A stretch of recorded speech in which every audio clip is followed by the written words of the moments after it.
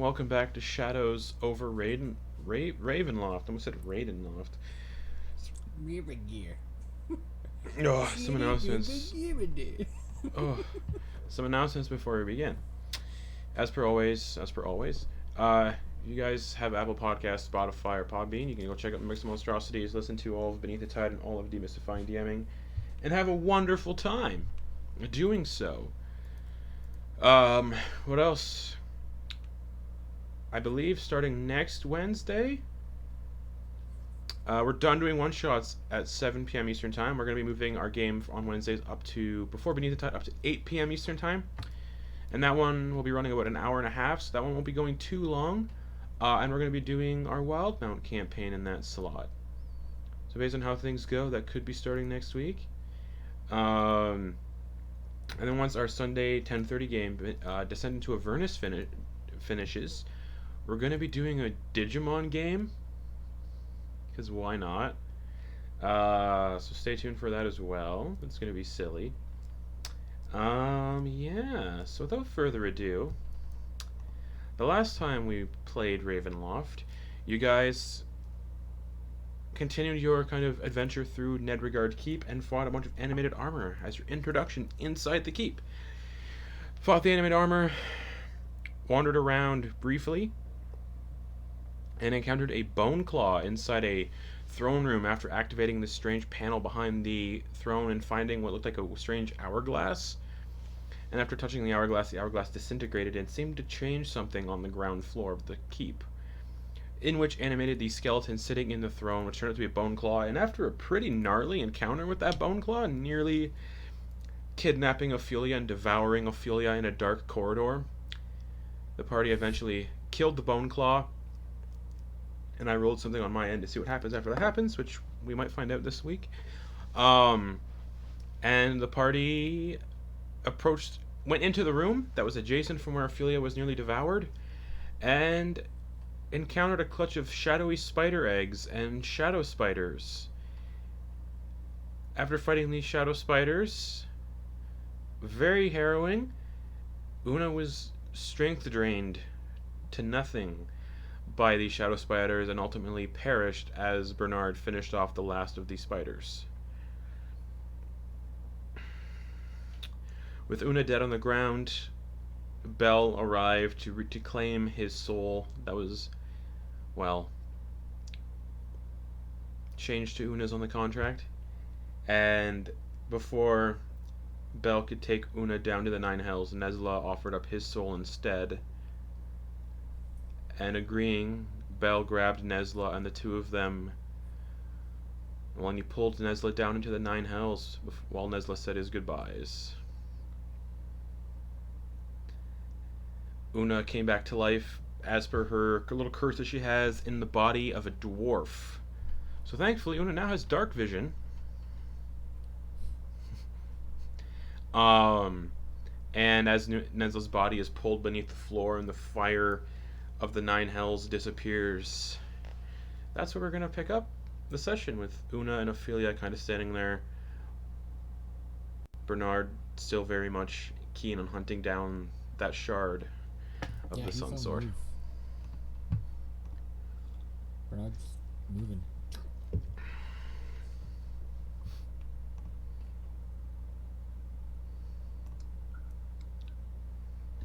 You hear him like clomp down the hallway. Clomp, clomp, clomp. And he's just moving down.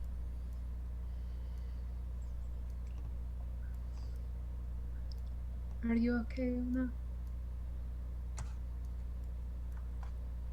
No, but are any of us really okay here?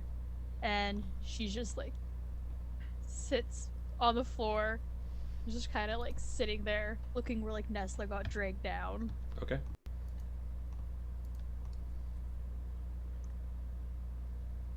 You I want can't to stay with you? Should probably make sure Bernard doesn't do anything dumb.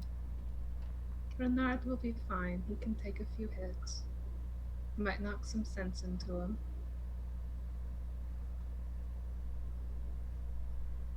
I can't believe that really happened.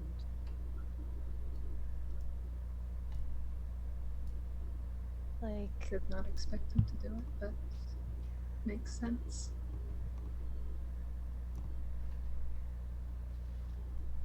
if there's any way to get him back, I don't care if I have to go to the Nine Hills and drag him back up here myself. I will find a way to get him back.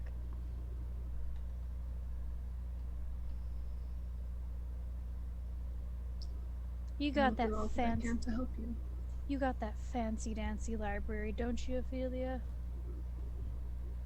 In the carriage, yes. Think you could tell me how to kill an archdevil? She'll just kind of like throw a stone across the floor, just like super, just like angry. I don't know if it could tell you how to do it, but it would be the best chance of information you have. Well, if it can't tell me how to do it, I guess we're gonna improvise. And Una's gonna stand up. Okay. And is the dagger on her person or is it on the floor? It's on the floor. Una's gonna look at it. Okay. And she obviously doesn't feel any, like, she feels different now, right? You feel like better.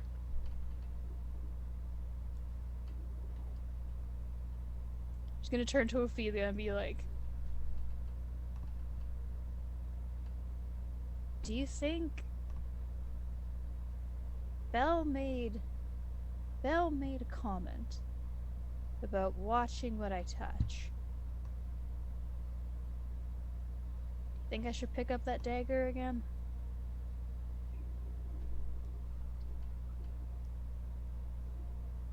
I don't know what it does. I don't know, I felt off when I had it, and now I don't feel off. Then logic would say don't touch it. But it's a really pretty dagger. And it was doing some good for us, and You know? Okay, I'm going to give you the talk I had to give to my children when they were very little. We're going to keep our hands to ourselves and we're not going to touch cool shit, okay? It may look cool, but we aren't going to touch it, okay?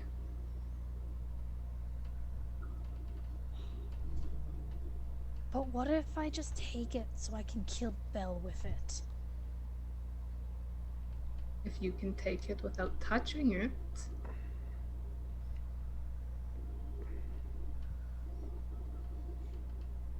And Una will, like, she still have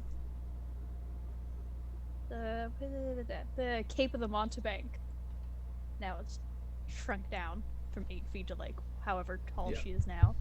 She's gonna like wrap her hand in like part of it and like pick up the dagger through the cloth, you know what I mean? Okay. And does anything happen? No. And she's gonna like open her bag and like put it in her bag and then close it. Okay.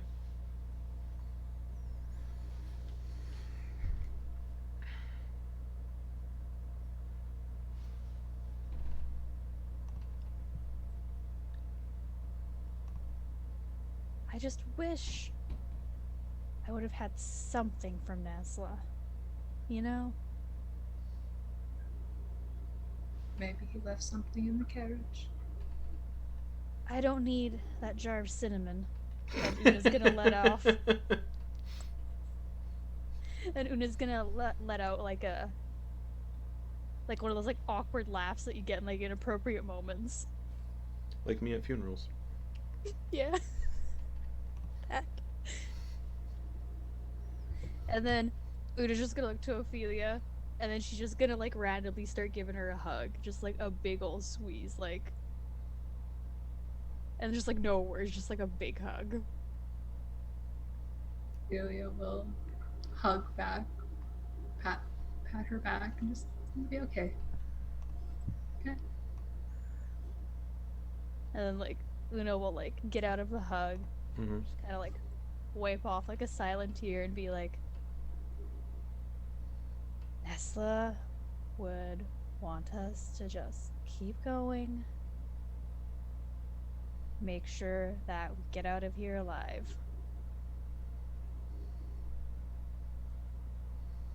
Yes. And that is what we're going to do. All right, let's go see where Bernard went. He and I are gonna have a little bit of a talk. So let's go. Let's go find him. Ophelia is power walking Okay. to where he is. Okay.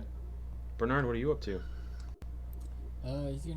He moved all the way to the other side of the building Mm-hmm. to where we first chased the death claw thing. Is what he called it? A death claw? Bone Claw. Bone claw. Death claws are cool too, though. Yeah. Fallout. Yeah. So he's over there and he's checking out this first room. Yeah, it looks like it was an apothecary. Let me which is, pull like, up. for herbalism stuff. Let me pull up the description. Minor alchemy. It does look like a room where potions were brewed and other magical components were made to kind of aid in certain things. You can't exactly tell because most of the ingredients and herbs that are in here are wilted beyond use or far beyond use. The bookshelves are dusty, but they still contain recipe books. And inside, and there's also a cauldron. Alright. So, don't mean to like cut anything short, but none of that sounds like what Bernard's looking for. So he would have spent maybe 2 seconds looking in here and was just like, nope. And he would have gone around here, gone up here. And is this a door? It is. He'd open it.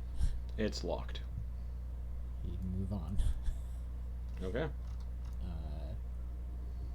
And you'd have to sort out and see if it's pinged at all. It's not. Okay. And Una and Ophelia are right behind you. Would they have caught up by now? Yeah. They're running, power walking, so. Okay. And I don't want to split the party in here, so. Okay. As soon as Ophelia sees figured that's him, what she was- is yelling his name. It's like, Alright, we gotta get going. no, you get your ass back here. What's this? At the end of this Yeah, what's corridor, you see what looks like a mirror. There's a very evil looking elf holding the mirror, and the mirror is gold. There doesn't look like there's actually like a glass in the mirror. It looks almost like a shimmering veil instead of a mirror itself. For all intents and purposes, looks like a mirror, but where the glass would be of the mirror is just like the shimmering veil. Yeah, Bernard holds the sword up to it. Nothing. Okay, he turns around, starts walking past these guys. Okay. Paying attention to him. Can I try and grab him as he goes past? Contested strength. No. I'm just gonna say no right now. 13. 4. Nope, he just pulls out of the grip.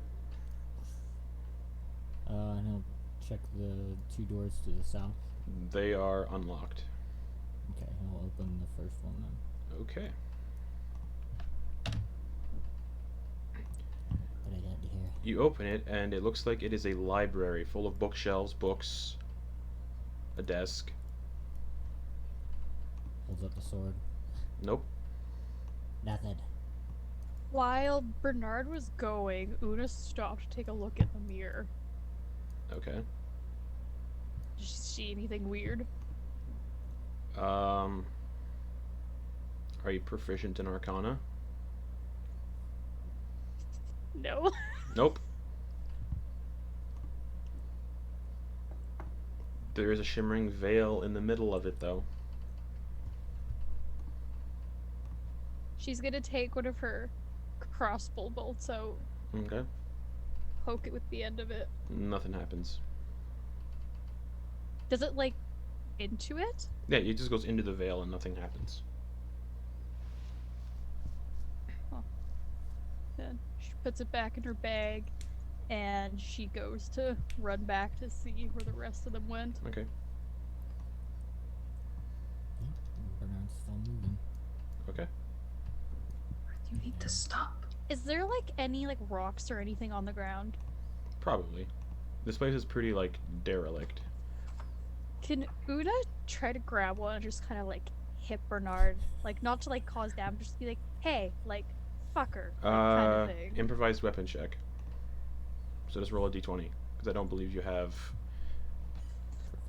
proficiency in improvised weapons unless you're tavern brawler. So just roll a d20. Okay. Like, yeah. I think it's plus dex, right? Yeah, he has a thrown one, so roll d20 plus your dex modifier. Okay.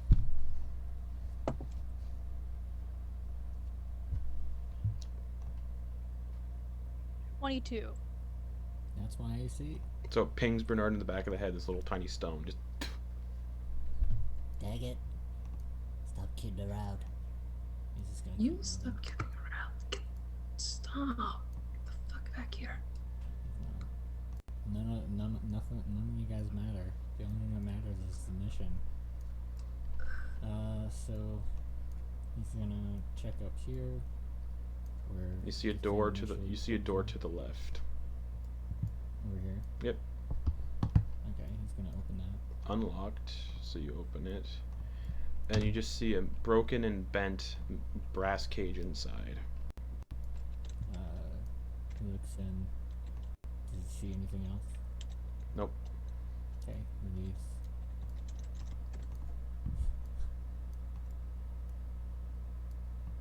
Is this a hall? Oh, that is a hallway. Yep. Do any of these hallways? Do I see anything interesting under either of them? Oh yeah. I forgot to add light to this little candle over here. Give me 1 second. By the way, I'm really sorry for like It's all good. Bernard is being, guys. That's madness. But yeah, you can see light kind of coming from over here.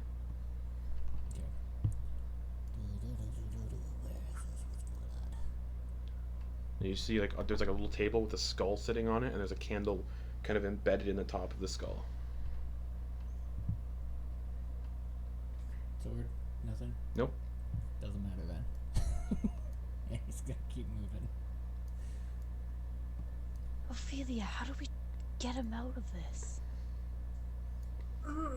I feel like you're a doctor of the Hit him. mind, right? You're. Yes. Yes. Just try to get up to him.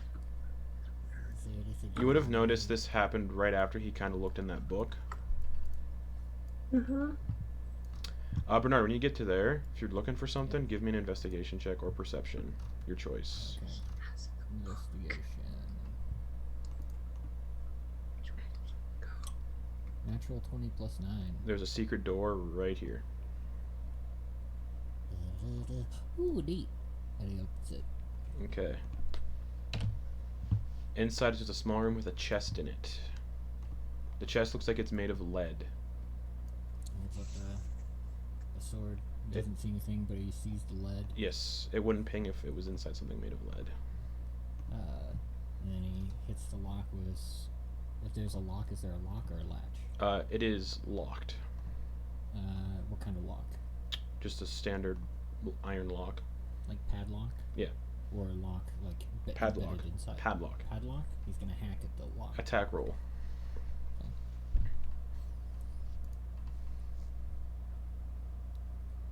That's a 26 to hit. Lock comes clean off.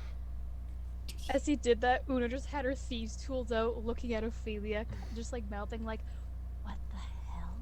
Just block them hard.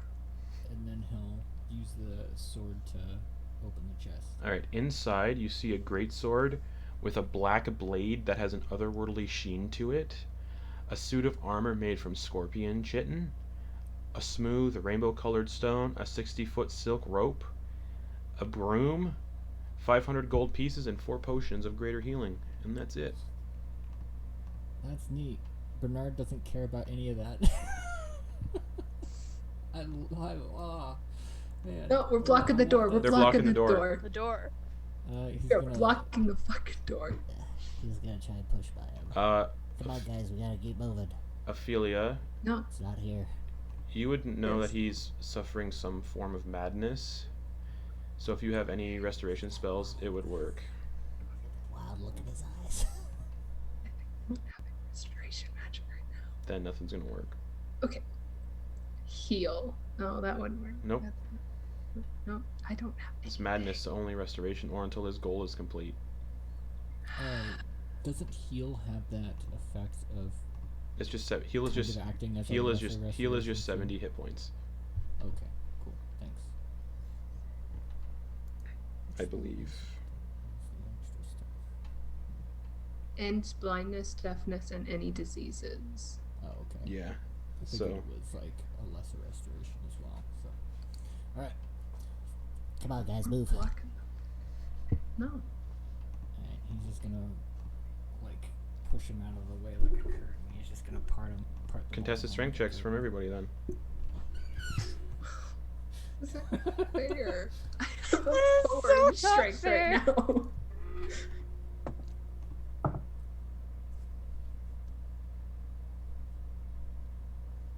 16. Natural 1. -3. Oh, I also got a natural one. All right, so Una blocks Bernard. The stout dwarvish frame is like really squatting down, giving me the stiff arm. Hey, what? Dang it. What's going on with you? No, Bernard, what is going on with on you? with you. We gotta do the thing. It's the most important thing right now. We gotta get the shard. Nesla just died. Who Doesn't gives matter. a crap about the shard right now? Shard's the only thing that matters. Get out of the way. Come on. As soon as he says that, Una goes to try and slap him. Okay. As this whole commotion is happening, you guys hear footsteps coming in from this direction. Just soft footfalls, like. Thank goodness someone else maybe they know where it's at. Come on, Bert, get out of the way. And we're going to take a moment, and you're going to think about what you just said. We don't have much Okay. time. We have all the time in the world right now. No, we don't. Did you see that? There was a sand hourglass. And the footsteps are getting closer and When closer. I touched it, I knew that I had to find this thing quick. And coming into your view range, you guys see Nesla? Jeremy, if you'd like to describe what Nesla looks like. Okay, you guys see someone that does look vaguely familiar, but not quite the same. Definitely not dressed the same. He's as far as his fur color and everything, he's still the exact same.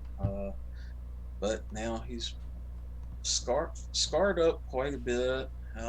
He's not walking as upright as he once was. His clothing is just an oversized tunic, brownish color. Wears a belt. He's carrying a scimitar.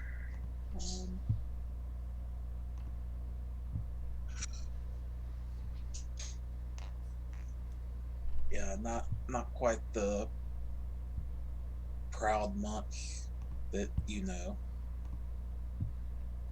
Bernard would be like, hey, Nesla. Use that as an opportunity to squeak by. If they're letting you squeeze by, guys. If they're... No. No. Una's just gonna go, like, she's just gonna be like, Oh, Nesla?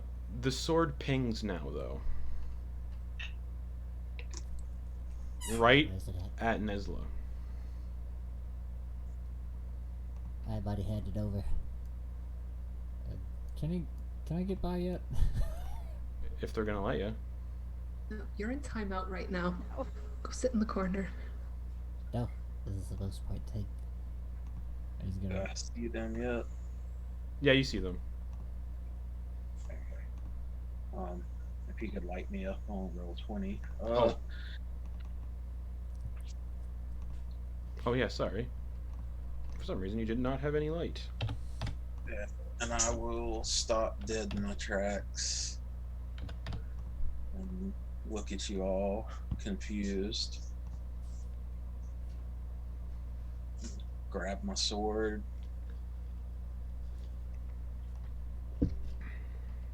You can also add Nesla to the D&D Beyond thing too.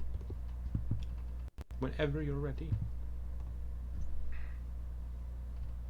And you guys just see Nesla staring at you. Very different from the last time you saw him. No, you got dragged to the 9 hells, no?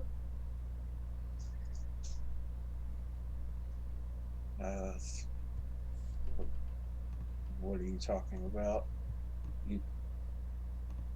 You're all supposed to be dead. What? When? What?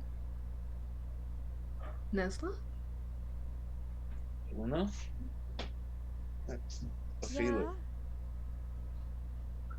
You're different. Yeah, it wouldn't be the first time. Guys, what are you doing? Don't be dumb. I finally got a ping on this thing and it's somewhere close.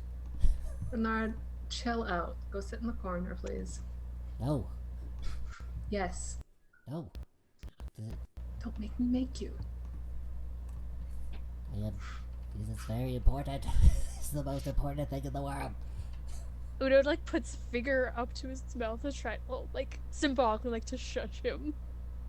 I mean, he's gonna try and move past her again. Alright, contest the strength checks.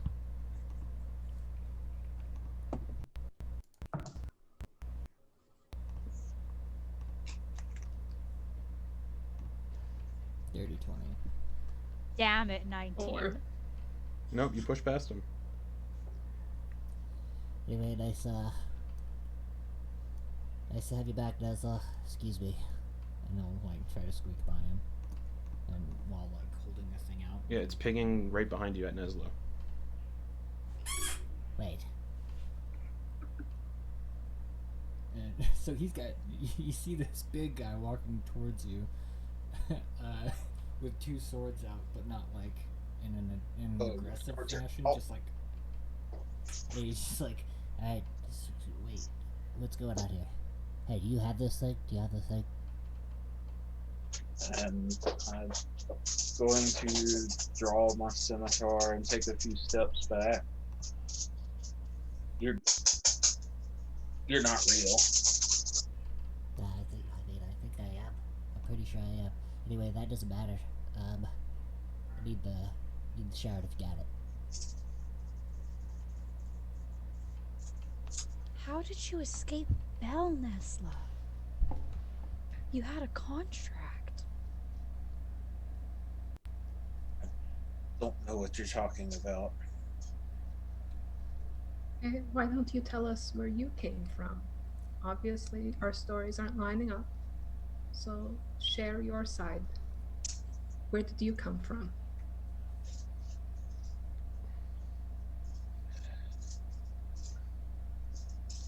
I come from Harmonia. You know this. Okay, While this is going, that's not That's how exactly what I meant. while this is going on, Bernard's pretty much going up and down Nesla like an airport security guard with a baton, but with a sword. It doesn't ping. It doesn't ping the location exactly.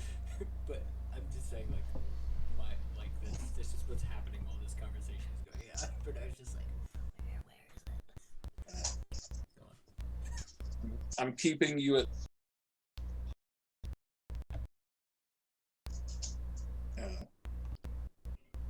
trying not to poke you.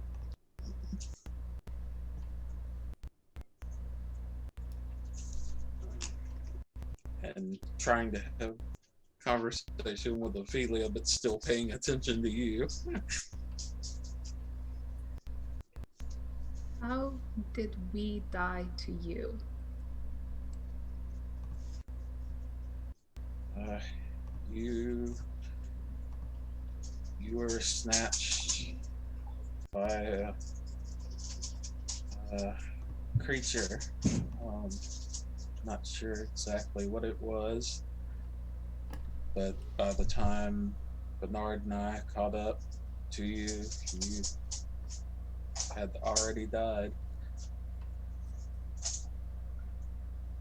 That wasn't that long ago. Yeah, it was about a week ago. A week. Is that how long you've been here? In this place? As close as I can tell.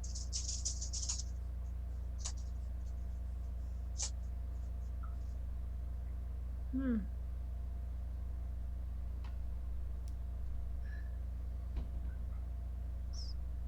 For us, you just died like less than an hour ago. You were dragged to the nine hells by a demon named Bell. I looked down at myself. And, obviously not. Obviously.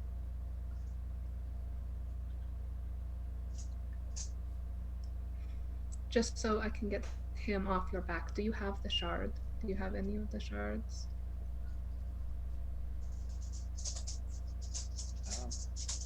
Still don't know that I trust y'all.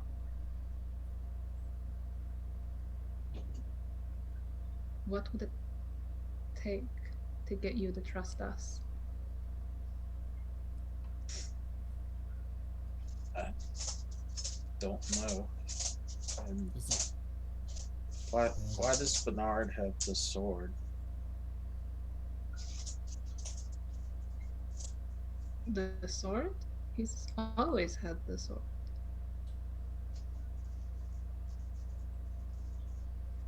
Yeah, things aren't lining up here. What Yeah. area of the tower have you been in, Nesla? Don't know. It's been changing a lot lately. It's been changing.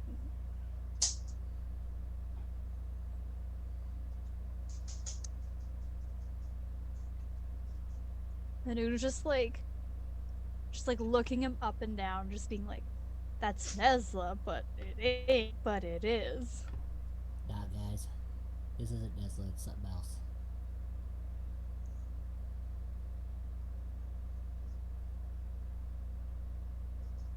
I mean, we know what happened to Nesla.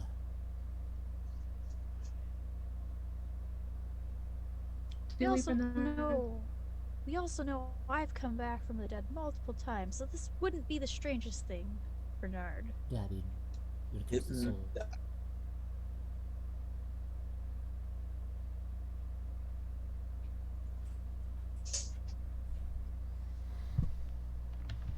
and Una, you didn't come back. What do you mean I didn't come back?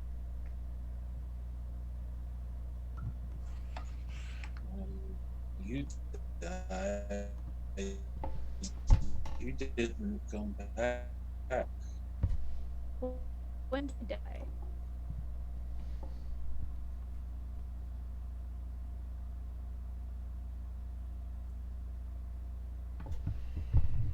As soon as we got here, got roasted.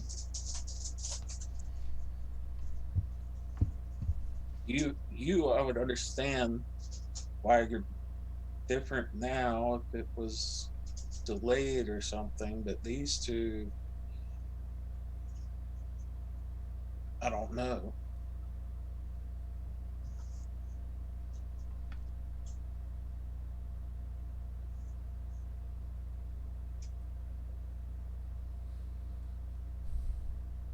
what were. Was Ophelia looking the same last time you saw her, Nesla? She looked a lot colder and a little bloody.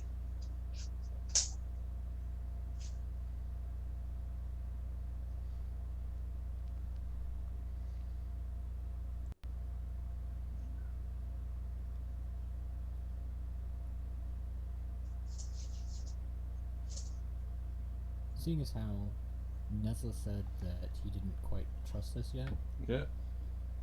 that means that Bernard is thinking that the next closest way to get the shard, other than brute force, is uh, to appease this Nesla.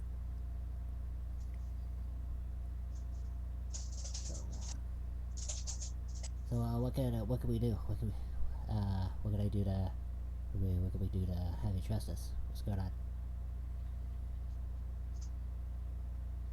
You want a back rub, foot massage? I looked at Una. You're the only one here that I might trust. I'll slowly reach into my bag and pull out the shard. Una will put her hand and take it and also like bring him in for a hug and just kind of like whispers to him, "You may not be our Nesla, but damn if I'm letting anything happen to you." And she's gonna like come back from the hug. I'll let it go to her.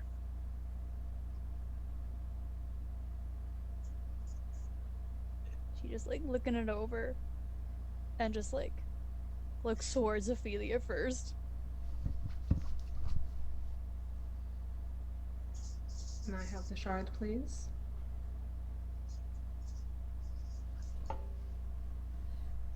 And like Una will look at Nesla as she like slowly puts her hand out towards Ophelia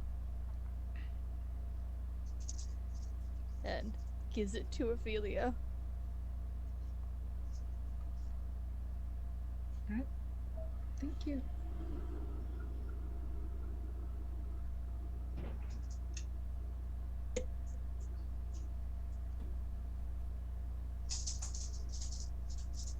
When was the last time you had a break, Nesla? Have you just been running around here by yourself? Yeah, it's not the most hospitable place, but there were times when it didn't seem as bad and times when it seemed much worse.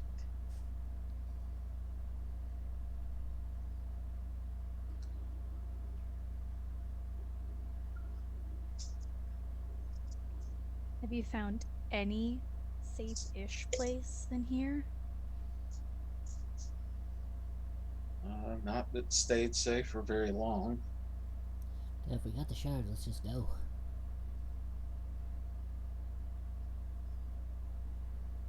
I mean, Bernard's right. We got what we came for. We can leave. Have things in here not been changing for you? How Not long that we've noticed.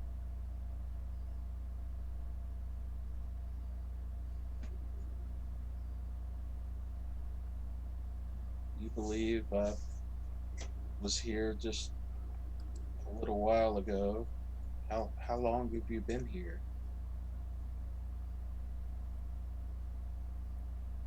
Maybe about 2 hours tops.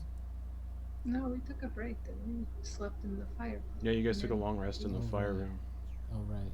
So you're at about That's right, 9, thank you. 10 hours. Yeah. I've been in about 10 hours.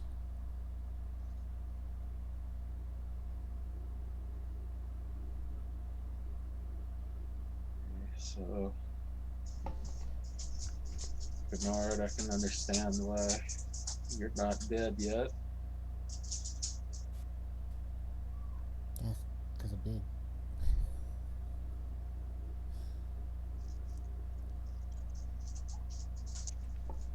What killed your Bernard, Nesla?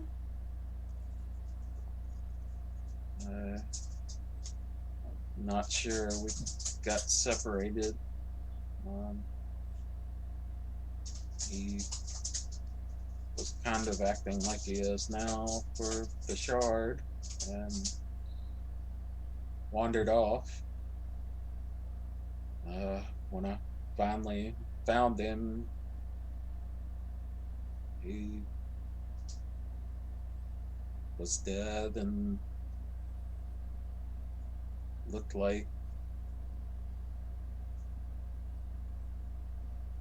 it may have even been natural.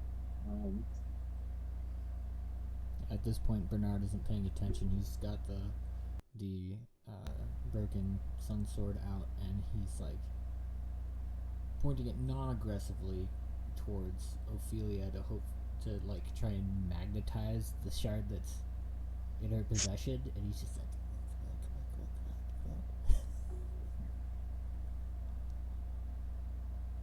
But he did find the shard though. When I came across his elderly body, he had the shard. Elderly? Like I say, I think his death was natural. Was he elderly when you went in? No.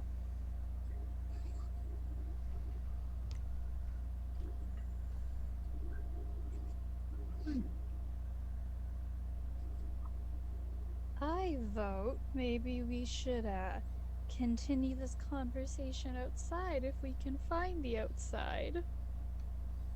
I second that.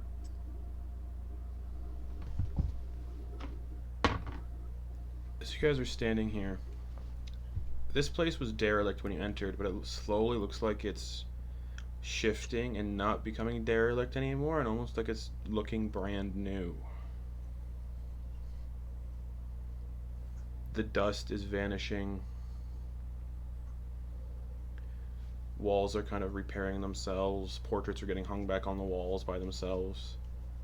Carpets are becoming just brand new, upholstered. See, this is what I was talking about.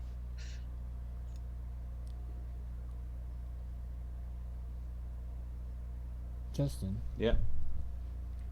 Since we have the shard, does that fulfill the madness, or do I need to personally? You have need the to shard? personally have it. Okay. Yeah, still doing the same thing. Just like not terribly subtle about it, but kind of half-heartedly trying to be subtle about it, and then just kind of like. And down one of the corridors to the west, you hear really heavy footfalls, like iron boots hitting the ground, like tsh, tsh.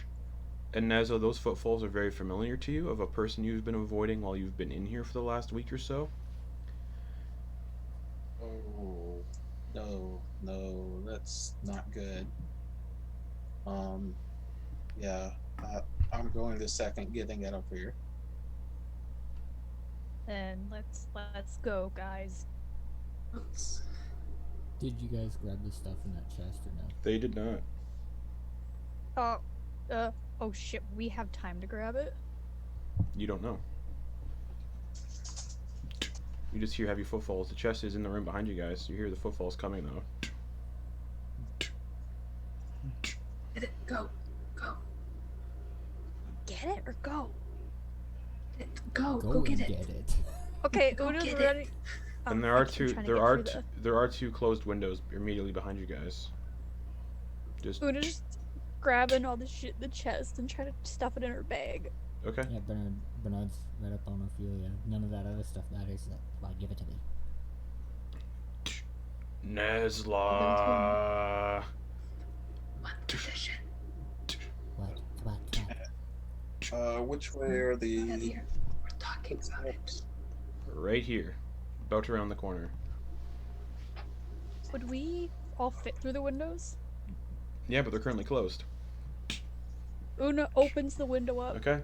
And just as you open the window, rounding the corner, you see a Death Knight, but this Death Knight looks a little more powerful than the ones you fought outside. Instead of a red plume out of their helmet, it's purple, and their armor is embroidered in. Their armor is jet black metal, and embroidered with, like, not embroidered, but like carved into the armor are roses. And he's wielding a massive greatsword that's wreathed in blue flame. And it's like, Nesla. Run, run, run. And I start pushing. Okay. And it starts to conjure a fireball on the tip of its sword to get ready to throw it. I'm out the window. Okay. Bernard pretty much is engaged, not caring about anything else with Ophelia. Ophelia went He's out out the window. Just charging up the Hey, go back fireball. here. Go. Run. I should have. Okay, I'll just move my token. And the fireball goes sailing towards the windows. No one was within. It hits the walls, and that wall just gets obliterated. Just. And you guys are immediately in the garden. There's a hedge immediately behind you. And the figure just stares at you all for a moment before smiling and disappearing into the darkness. The hedges are 35 feet tall.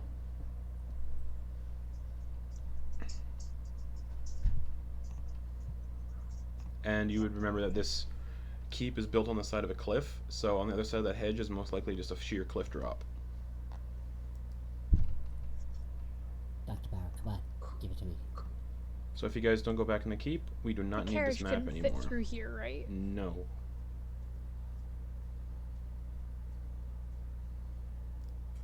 Let's just try to be quiet and just keep Which way? going to the front, not over the cliff.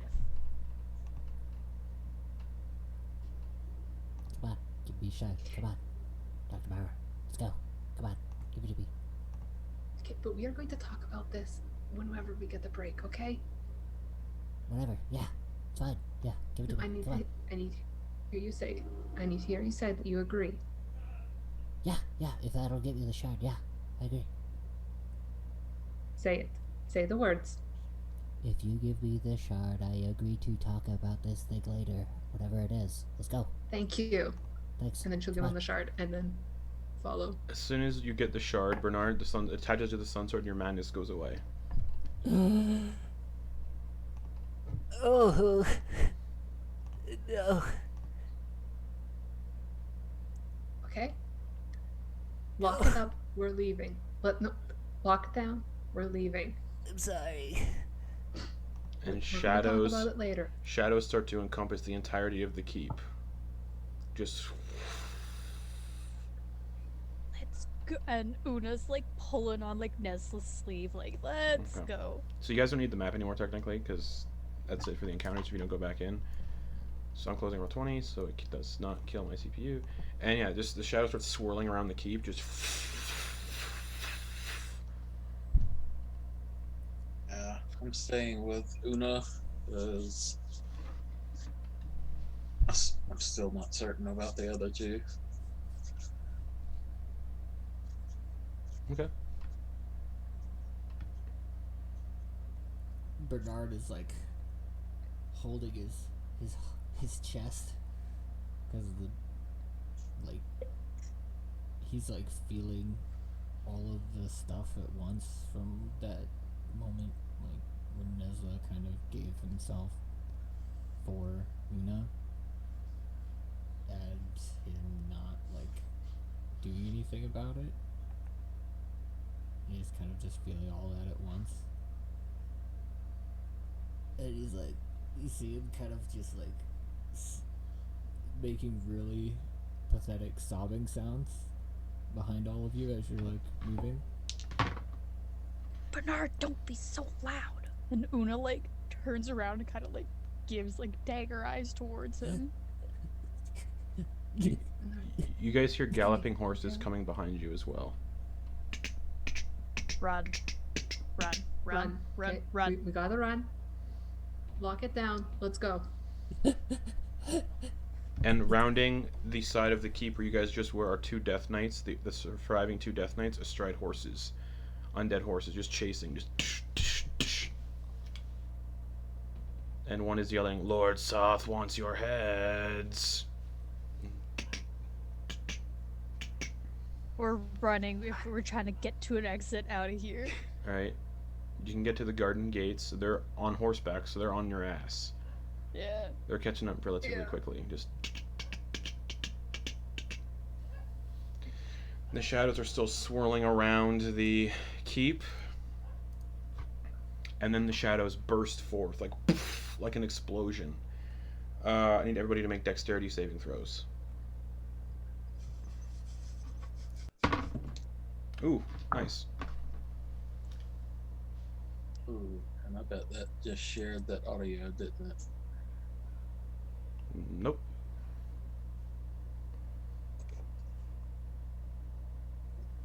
All right. Una, what'd you get? 28. Nesla, 22. Ophelia, 18. Bernard, 10. 10. Anyone that got a 10 or higher is safe. Anyone that got below a 10, which was the two Death Knights, you watch as the Shadow Keep is just vanished and pulled deeper into the Shadowfell, and the two Death Knights are also pulled deeper into the Shadowfell.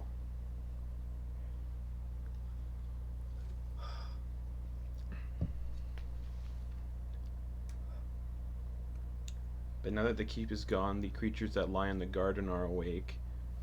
And you guys start to, because you're still technically in the garden or at the gates of the garden. In the garden, you see crawling up from the ground are long, venomous, barbed vines, like 20 feet wide, just breaking free from the dirt.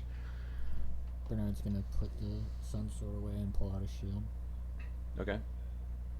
I open the garden gate. Okay.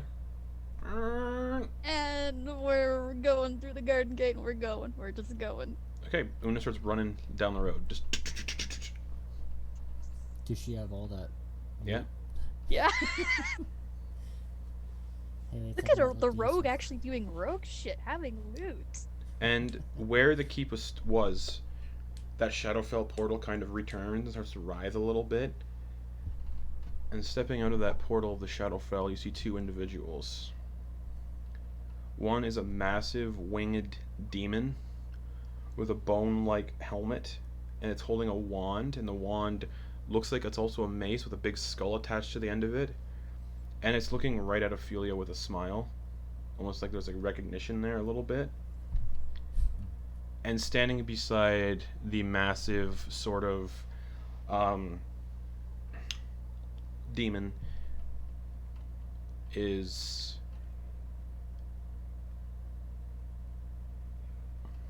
this sort of undead looking man with long flowing red robes, and in his right eye socket is just glowing green, and they're both just smiling at you two, at you three, because Una's booking it down the road.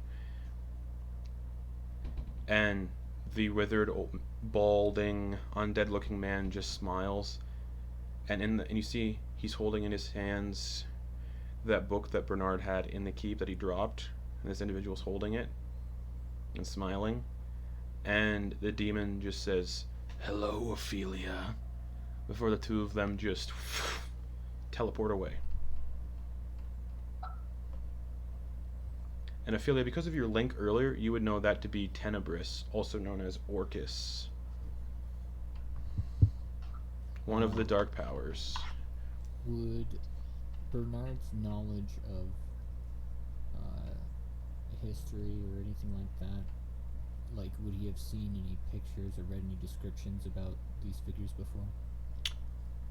History check for one of them, Okay. or for both of them. We'll see.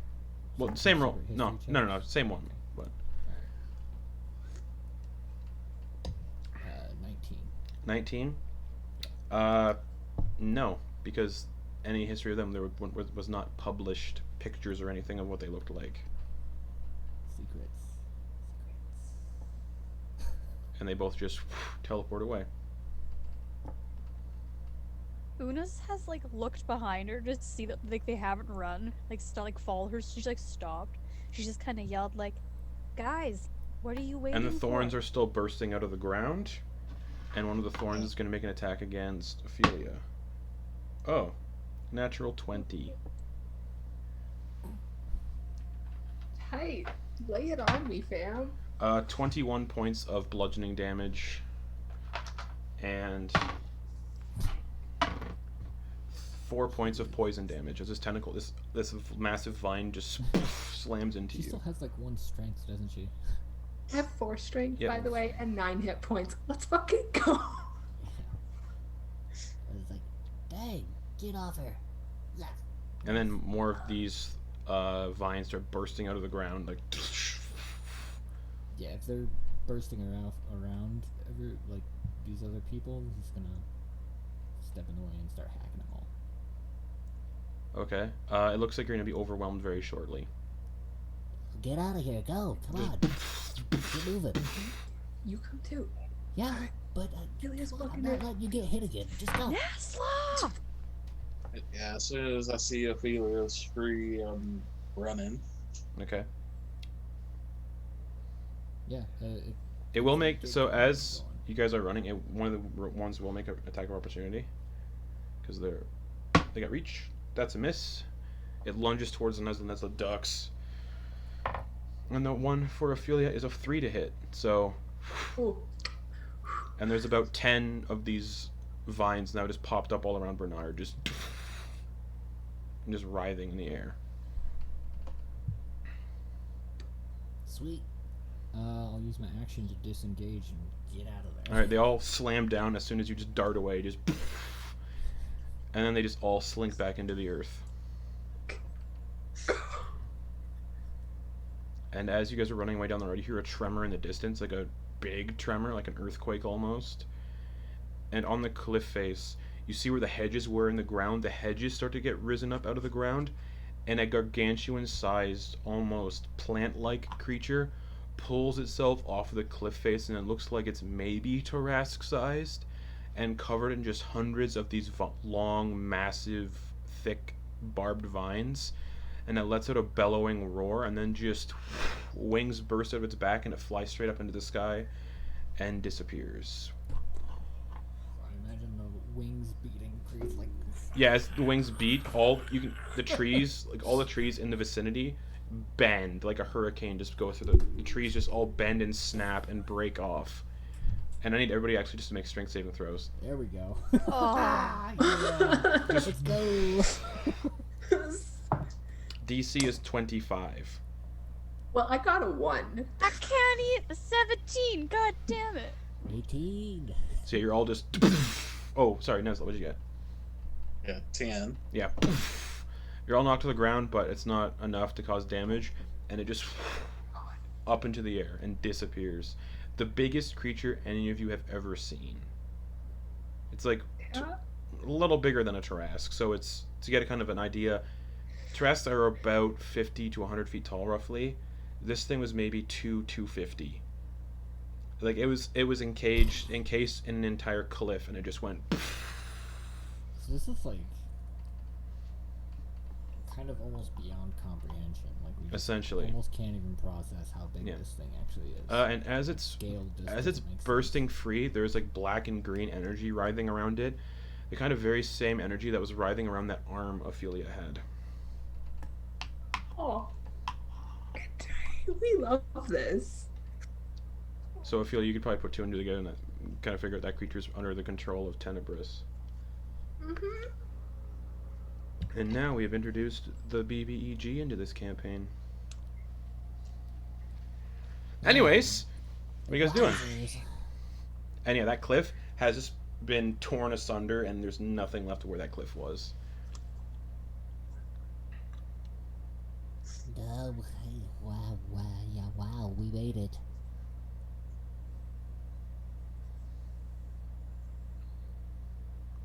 and you're all just on the ground, breathing heavily. Nesla, you good? Yeah, you? Yeah. Ophelia? Ophelia? Yeah. Okay, don't scare me Yeah. like that, fam. Speaking of Nesla, I don't know how that devil's gonna feel about getting tricked.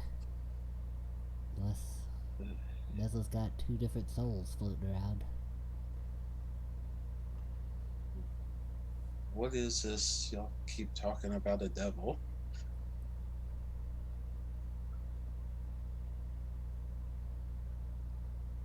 It's not my place to say. Maybe we should get somewhere a little more cozy, not in the middle of She's gonna like gesture to all the broken trees. This, where we might get interrupted again.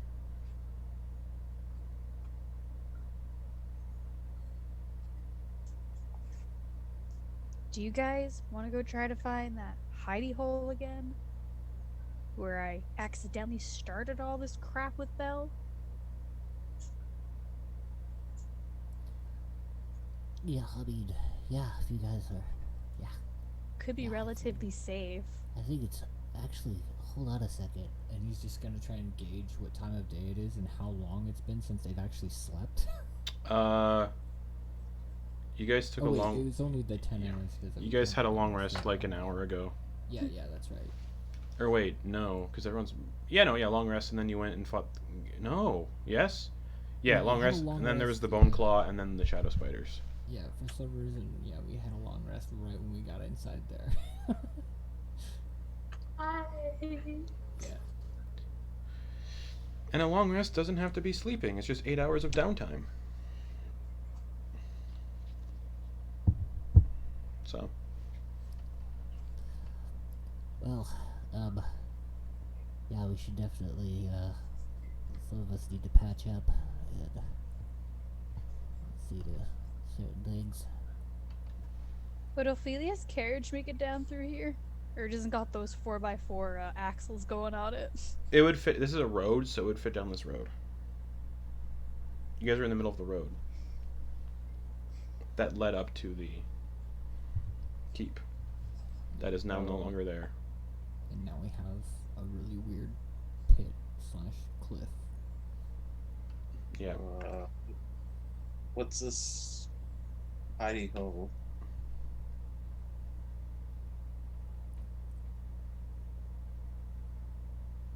Well, we were going through the forest and we following some tracks, kinda disappeared. We was just fiddling around with the sign, and then all of a sudden, ground started going down, and we followed and found a hidey hole. Made a deal with the devil. Now we're here. We were looking for the person that owned the property, see if they had the shard.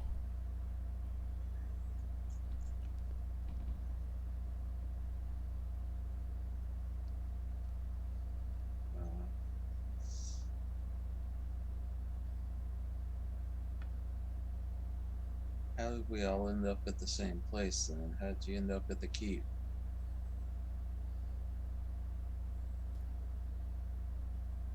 There was a storm. We left this guy's place.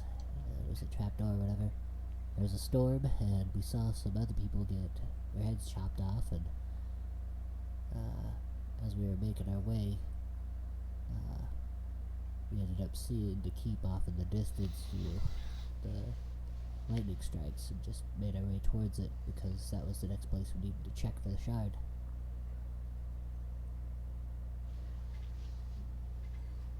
And it totally didn't fall apart my plan trying to get into the place. Not at all in the slightest, Nesla. I always have great planning, don't I?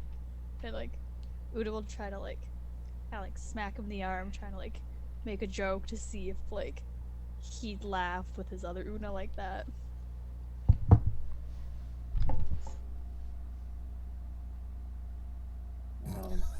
At this point, no.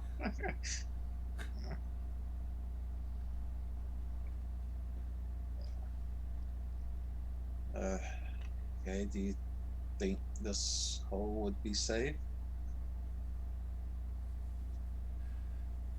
You just said it's where all your troubles started.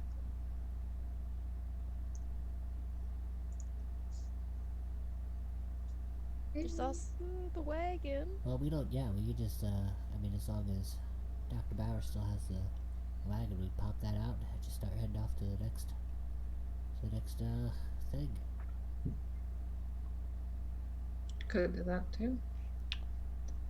Nesla, you Wait. have no idea what they're talking about when they say wagon. Dr. Bunsen, need I remind you the last time that the one we thought was our Nesla went in the carriage, but it wasn't our Nesla? Oh yeah. So what carriage are you talking about? As I look around. The one Old Ophelia gave us. Yeah. No Old Ophelia. Also, Ophelia, you would know you're the one that controls who can enter that carriage safely. Okay. And you thought that Nesla was Nesla, so when he entered, Would this Nesla know about Old Ophelia at nope, all? nope. I have no clue what you're talking about, Bernard. You ever fight a mimic ship? Nope.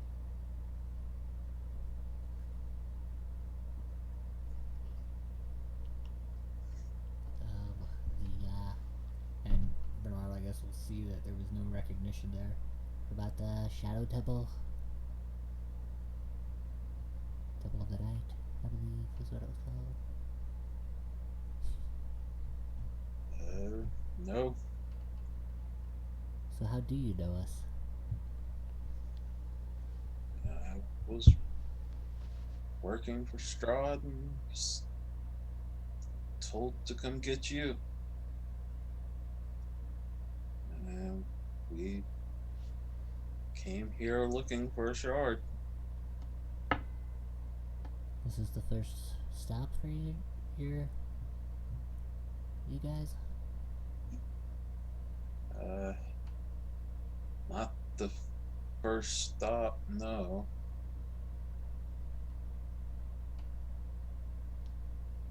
How many shards do we have before this one? It's kind of tough to keep track because they all fuse together, but there should be like 2 more. No, I mean, how many had we already found? Was it Again, I lose track. We got a couple, kind of in quick succession, and went on a little dry spell. And then No. a couple more. back as Nesla? Yeah, well, we have found several of the shards, but we kind of got messed up here.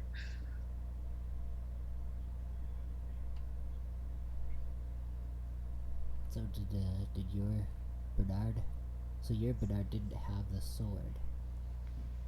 No, Ophelia did. Interesting. Why did I have the sword? Because you're the only one that knew how to use it.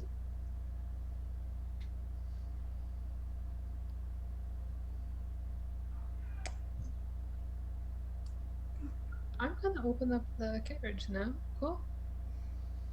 Okay. You take the minute, and the carriage just pops up on the road. What the hell is that? This is the wagon. It's rather nice. Yeah, I think so too. Caleb's having a good time.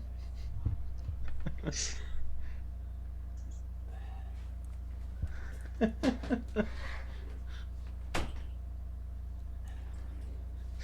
don't know if that'll work.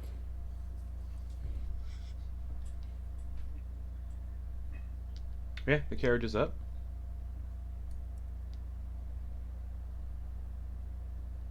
Right. You should be good to go in, Nesla. Horses? We don't need horses. Some kind of clockwork? And I'm like walking around looking at it. Nope.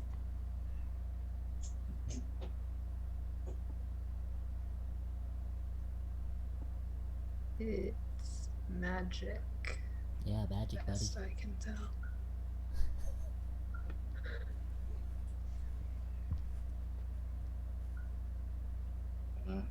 Oh.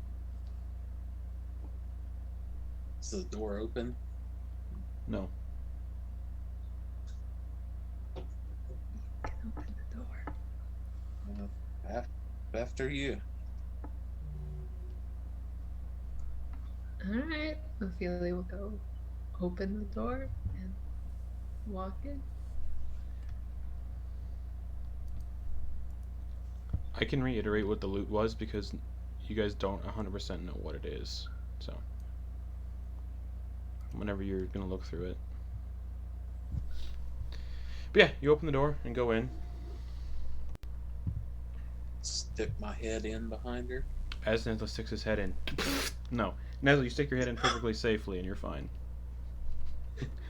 What a way to go. Yeah, you guys, Nesla sticks his head in, and Nesla, you see. Well, you see the inside of the stagecoach first. And then beyond that, you see what looks like another doorway. And that doorway, it's open currently, and it leads into like a foyer. Basically, Nesla sees what other Nesla saw. Yeah. I'll step in and start walking towards it. This is amazing. Una's following behind him. Okay.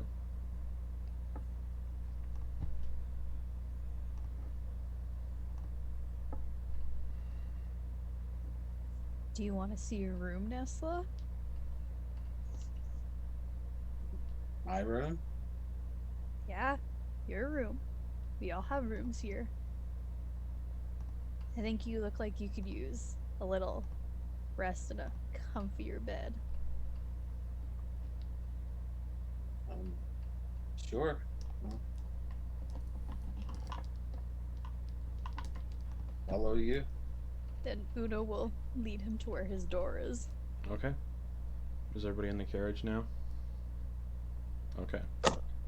So everyone gets in the carriage and the doors shut. And you can lead him to his bedroom. It says Nesla on the door. This is strange.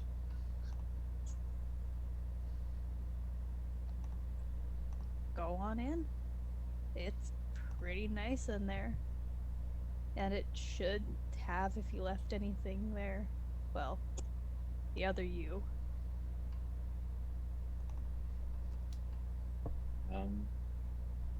Still not positive on what's going on here. I'm not either, but I've come back many times. So, you being you, but not you, isn't super mind trippy to me. Slightly, but not super. So we can figure this out. Do you remember dying? I've remembered dying, what happened before, coming back.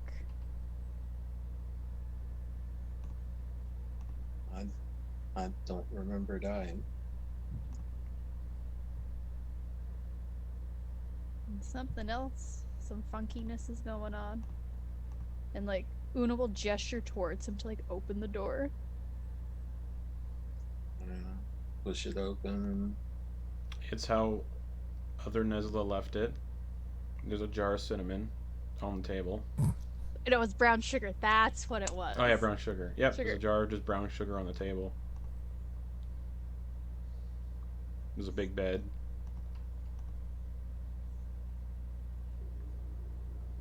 Like Una will go to like the corner of the bed and like sit and kind of like pat her hand, like gesture, like come here. I'm gonna sit on the opposite corner though.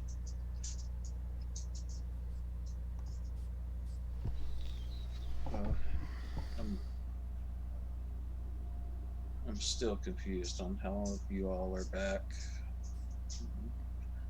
Why you all think I died? I think you all died.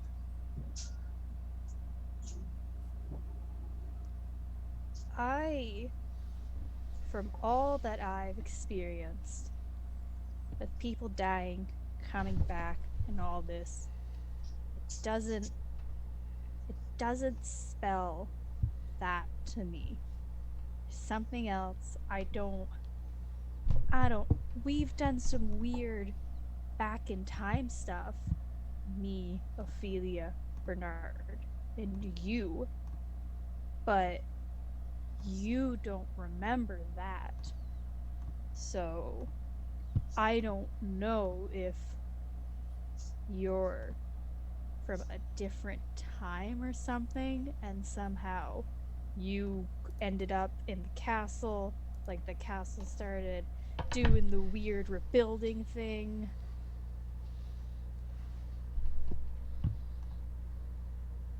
I don't know, but my Nesla ended up giving his soul so I didn't have to get dragged down to hell. That's what my Nesla did.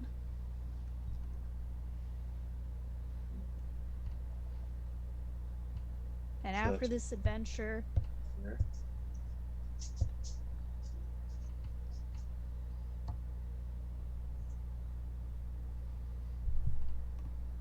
so this devil that you made a deal with, why?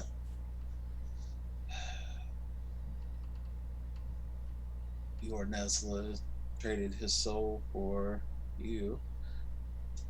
If it is a separate timeline thing, is like Bernard said earlier, is that my soul? I don't know.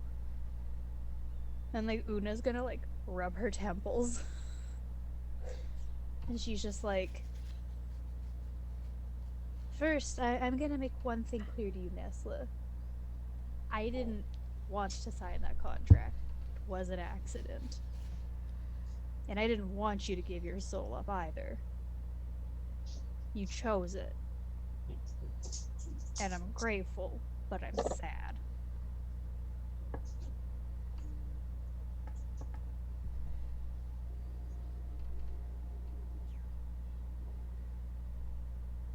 I sort of believe you.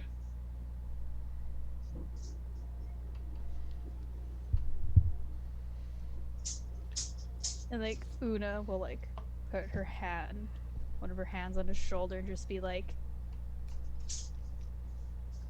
does anything pertaining to orphans strike a memory with you? Yes. Yes.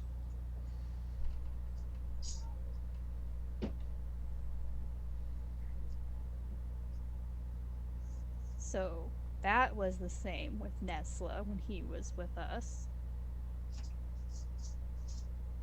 So you remember that.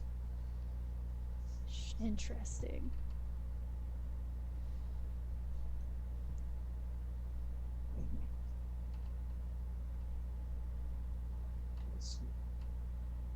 I remember it as much as I remember seeing the pile of your ashes.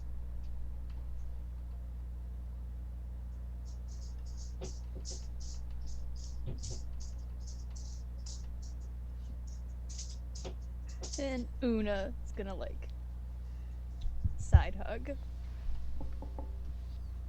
Okay. It's like, so you never fought the mimic ship. We both. We both died there. No. When was this? Little while ago. There's been a lot happening, Nesla. Like a week. It's been a rough week. Yeah, you're telling me.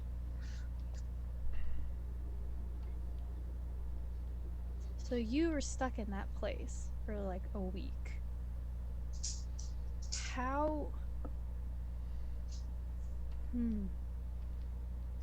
What was Ophelia and Bernard like to you?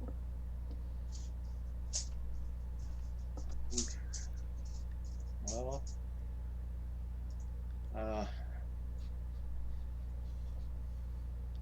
Ophelia was a little more forceful. Uh, Bernard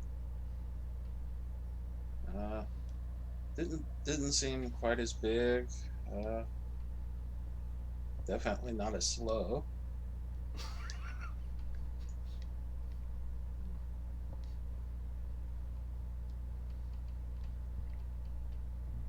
I mean, he when we got separated, he got away from me pretty easily.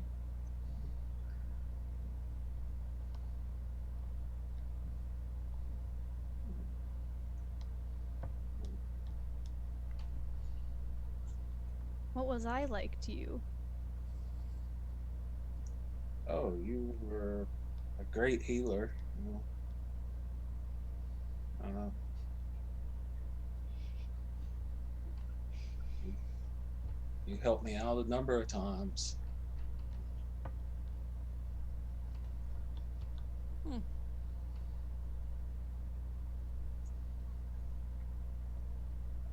That's very interesting, Nesla. Huh.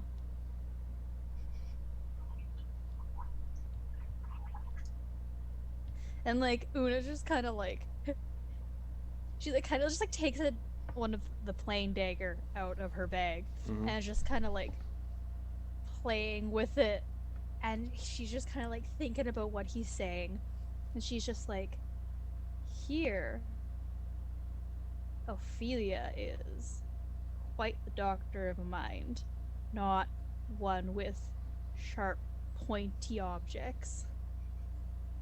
Bernard is quite the one with sharp pointy objects and very strong.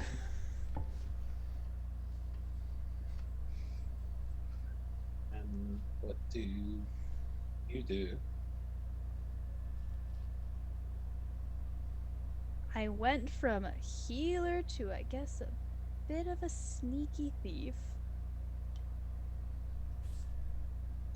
Huh. Okay. And you, Nesla,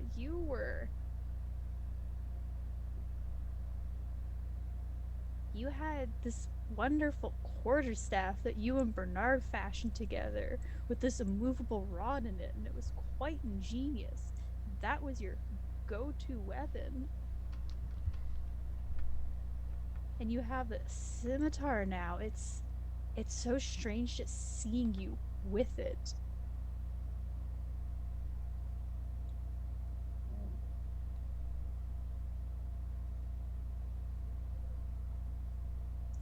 Yeah. Now I think about it. Yeah. Everyone's, a little bit different. Uh,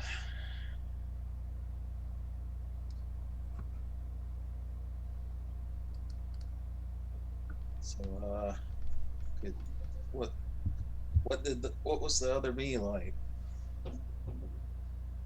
He was he was my best friend. He was like my guy. We were gonna, well, I didn't have the chance to tell him this, but once this was all over, I just wanted to settle down and just relax, get rid of this curse, just do whatever we wanted, not have to worry about being in harm's way. He was wonderful. He was a jokester. The little shit, and Una looks over to like one of the cups on the table, was just a really fun guy.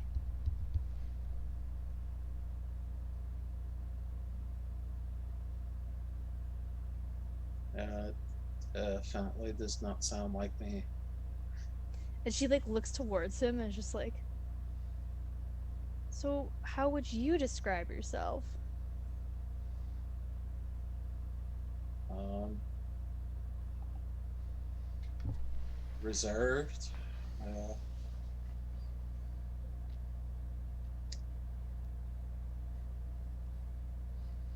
uh, yeah, reserved. Uh, let's say mine and your relationship was professional, and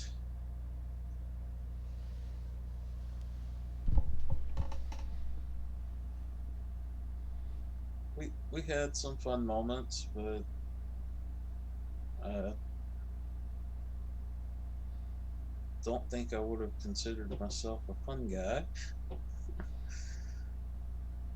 Uh, just a little laugh in there. Uh, Thinking back to the Una I knew. uh,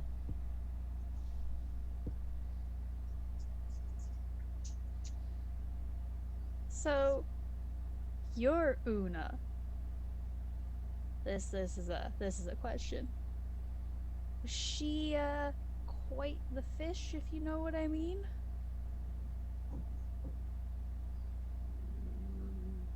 uh, Little glug glug every now and then. no,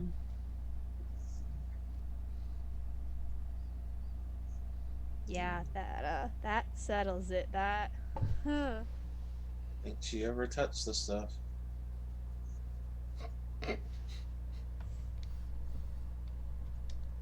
Ooh, a sober healer and a drunk thief. Oh, two very different people. Okay.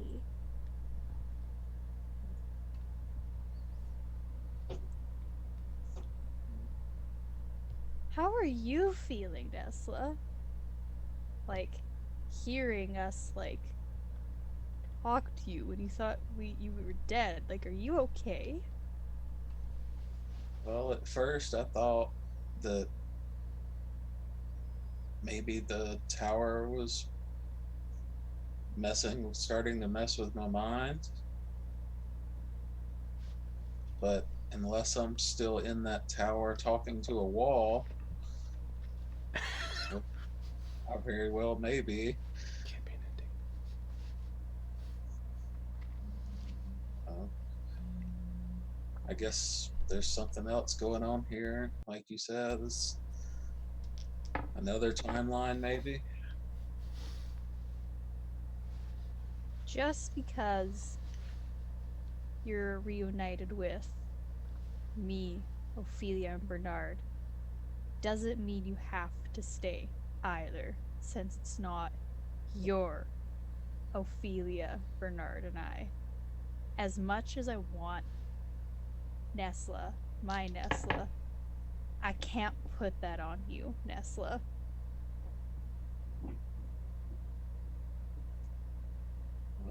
And unless I find a way back, I think I'm going to be stuck here.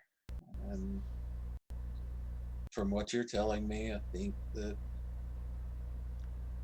my soul may be in danger.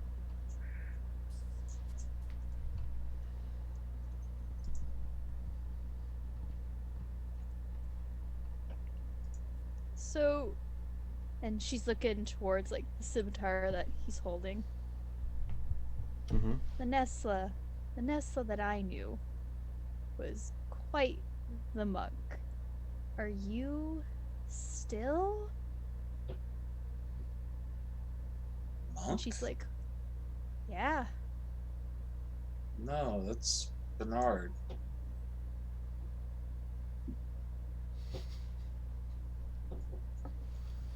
Bernard the monk. I would pay so many electrum to see that. She just trails off. Uh, I'll, I'll take out my scimitar, uh, hold it out, Mm-hmm. and I will find it real quick. Uh, Storm right, and a little bit of lightning out the end of the sword.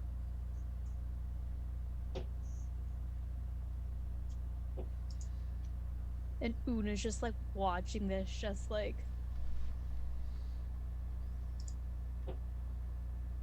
yeah, my Nesla could not do that. Huh.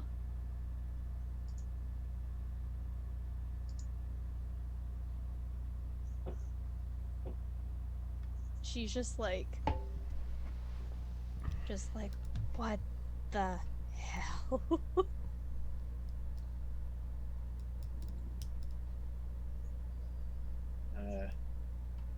Well, to say, as I do this, you see another small little scar here, say like my cheek or something. These are the same scars that I'm covered in. And like Una just kind of like looks and just goes a little closer, just takes like her hand and just kind of like to kind of like get closer, just like, why did that just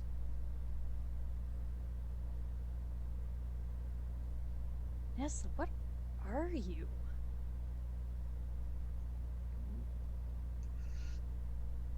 Uh, well, have a have some abilities that take a little bit from me.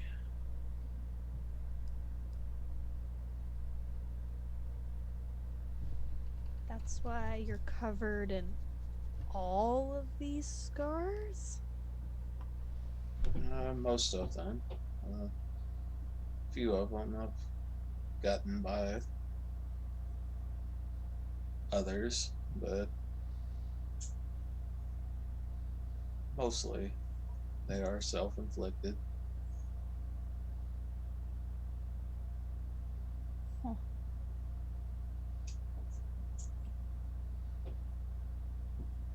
And Una's just like sitting there beside him, just like taking everything and like, cool, cool, cool. Oh. And she just like looks towards the jar of brown sugar. You see that jar over there, Nesla? Yes.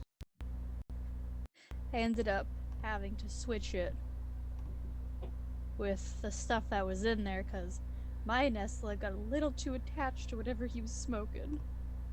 Yeah. Another difference I can see between the two of you.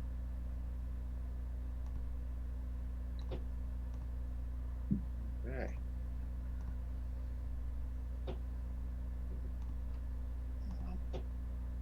Pick the jar up and hand it to her. Never touch the stuff.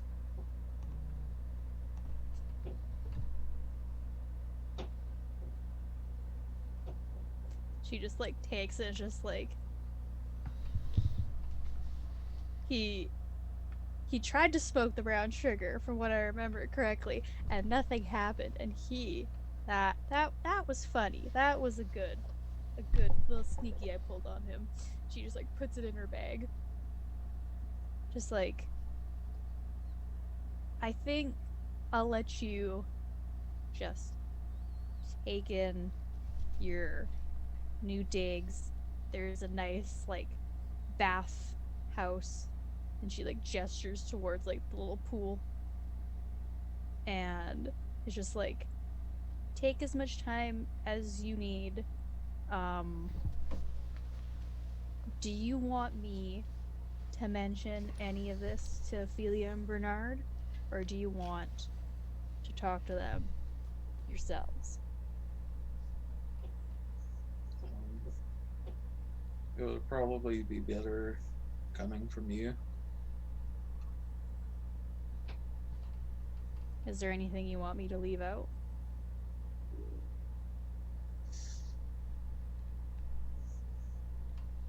She's gonna gesture towards his face where the scar appeared, like that.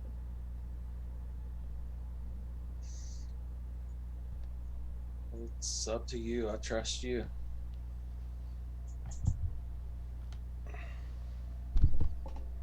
And she'll give him one last hug before she leaves. And it's just like, I believe that no matter where you are from, Nesla, we are still going to be friends, no matter what plane of existence we're on. And she'll walk out, and she'll, like, close the door behind her. Okay. As you close the door and leave Nesla to his doing, we're going to take a quick break there. And because you guys got another shard of the Sun Sword, everybody is going to get a long rest and can level up to 14th level. So we'll see you all back here in just a few short moments. So, see you soon.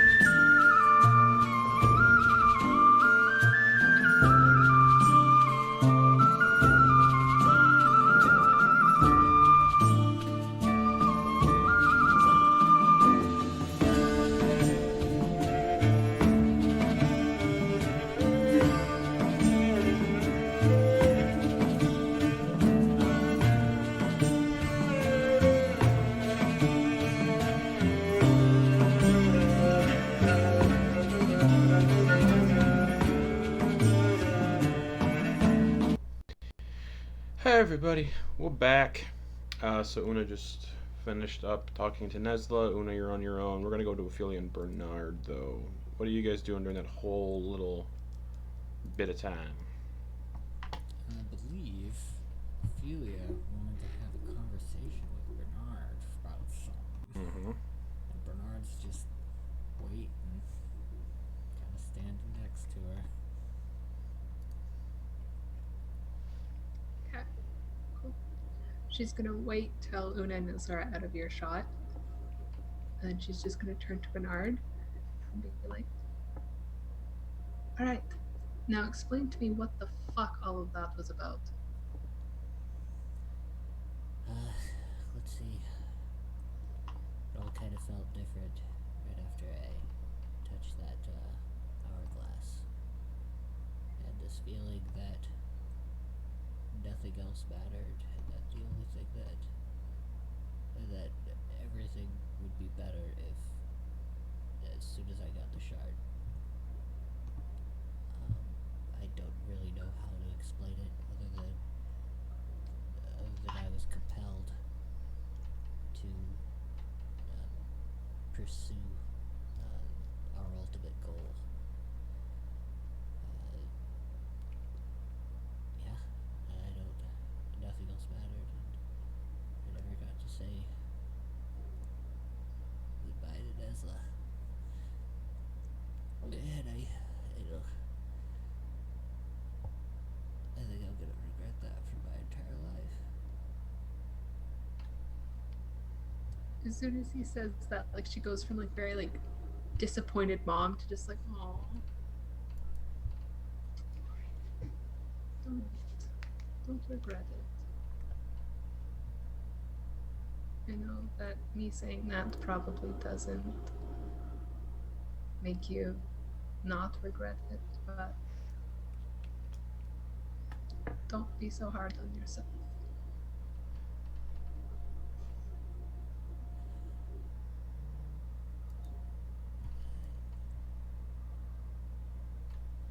That's when I do stuff, when I jump into the fray and protect people, it's because I can. It's not because I'm making a sacrifice or anything like that.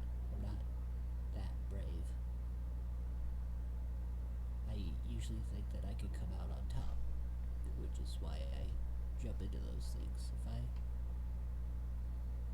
If I thought I was gonna lose and that I would die, I probably wouldn't do it. And Nesla did. He's braver than me.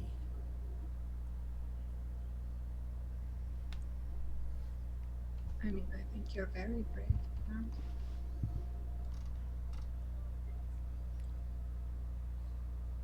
I mean,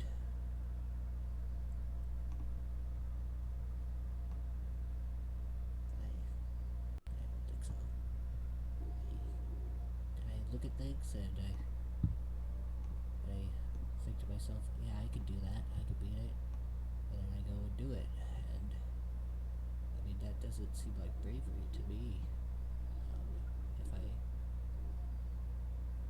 had my doubts and did it anyway, if I had even a full certainty that I would die and did it anyway, I would consider that brave. Is that the only way you define brave? I mean, if we're looking at to categorize it, I mean, it would be in tiers, you know? Like, maybe someone's a little brave, but that also means that they're a little coward. But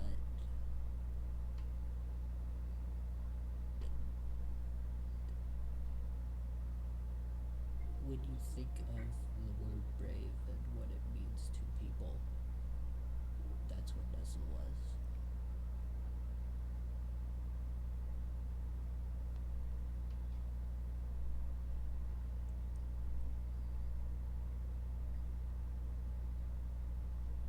I think there is more than one definition of bravery.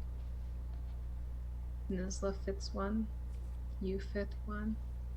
Una fits one. I fit one. We're all brave in different ways, Bernard. Yeah, that's what my mom said. Really? Yep.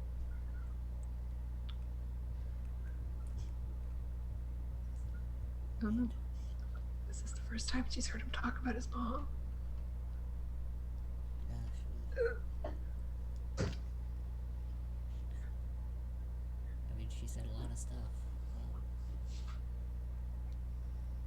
Most of it wasn't true in exercise, but definitely made me feel better.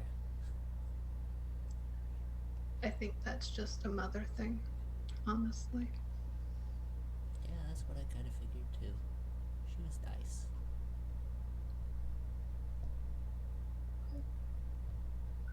Is she still alive? Nah, she Huh? died. I'm sorry to hear that. That's alright.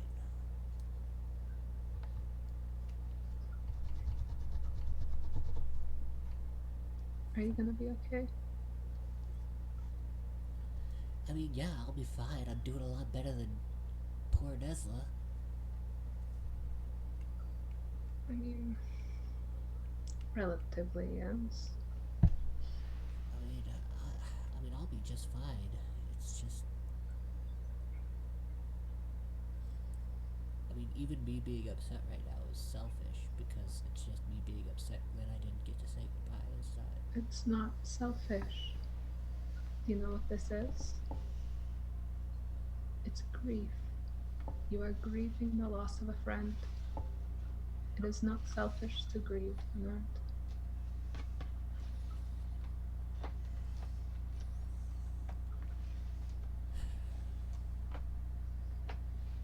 What are we gonna do about this other guy? I mean, I imagine it's like a Nesla, but I mean, that's just weird. I don't know how any of that worked. Because that thing took Nesla's soul. Mm-hmm. How do souls even work? If it, I think. Oh, that is a question. But I think that tower had a lot of secrets that we did not discover. yeah, I remember seeing a lot of stuff and just kind of blasted by it. Oh, You're very fast and very strong when you want to be. well, I mean, that's kind of my jam. Yeah, That said, you know, I did remember a chest full of stuff. Did anybody happen to get that? Because some of that looked kind of interesting, and I okay, might all right. want The a little bit of chest that. in the room that we tried to block you in. Yeah. Okay, yeah. Una grabbed all that stuff, and then we ran and jumped out the window, and then you were like, "Oh, give me the shard," and I was like, I was there. I remember. It was rough. "Yeah, it was." Maybe don't touch any more things before we figure out what they are. I was gonna. I actually. Deal? How did I end up touching it? Because I don't think I. What was it, Justin, that made Bernard touch it? The book, avoiding because it was touching opened. The book was open when it was looking into it, and you kind of peeked over into it, Oh. and you both would have comprehended the text. And That's she right. succeeded on the save, but you didn't. Yeah. Okay. Would I remember that it was the book that did that? Most likely. Okay. And then you would have seen that book in the hands of that individual with the glowing green eye before he teleported away. So when we were around that throne,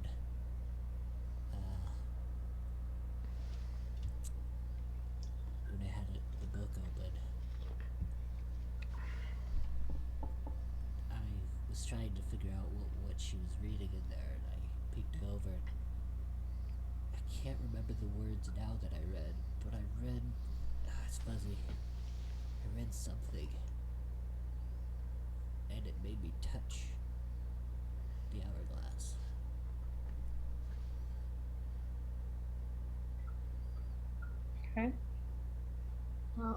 You know, I told this earlier. I told both my children this when they were little. We're gonna keep our hands to ourselves, okay?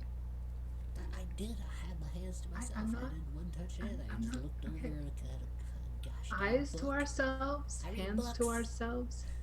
I know you read books, but that it was a very sketchy looking book. All right. Yeah, And the person that now has it is also very sketchy looking, so it's not yeah, they're lining up made to for be a each other. good thing. Yeah, I imagine it's good for evil things to have evil things, because if good people had evil things, those good people turn evil. At least from what I've seen. Yeah. Being Let the evil evil is have not the fun. evil. Hmm. Or destroy the evil. That'd be nice. If he can. That's what I was gonna do. I was gonna hack that book up right when it bewitched me. Hack the book up. Yeah, I was gonna hack it to pieces with my longsword. You were going to hack a book.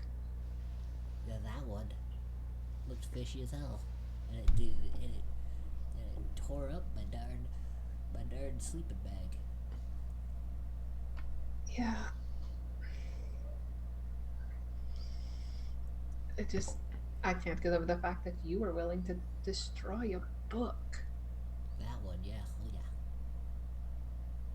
Wow. Oh yeah. Sucks that you can't remember anything from I, it. I think it's probably good that I don't remember the words that I read. And if we knew the words, we could maybe figure out why they had it and what they would Yeah, use but it if I for. oh yeah, but if I remembered the words, I'd probably do something else real bad. You're Or right. if I even just thought the words, I'd probably do something bad. You're right. And then I'd have to tie you in the carriage and leave you here until you snapped out of it. Although that really wouldn't work because you're very strong. I am very strong. Now, hold on. Maybe we should use this time to maybe talk about possible tactics for how to disable me if I happen to run amok. Because I can get pretty big. Mm-hmm. You can, Uh, yes. and so if you guys restrain me, I just get big and then I cut loose.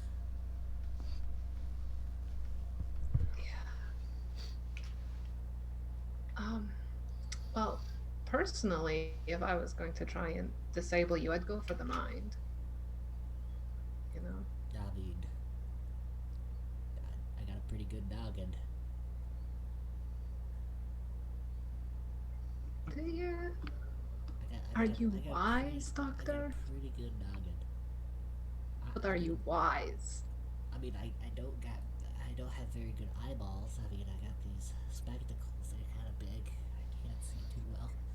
Um, So, poke your eyeballs out. ouch. I mean, please don't. Um, I think, I mean, you could try. I don't know if you have this ability, but you could try maybe banishing me or something. Or No.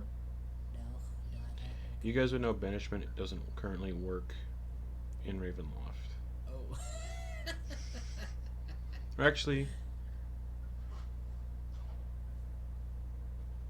yes, it does. Yeah. Because I someone got think. banished in Curse of Strahd, Yeah, it Yeah, was Ryan. Ryan.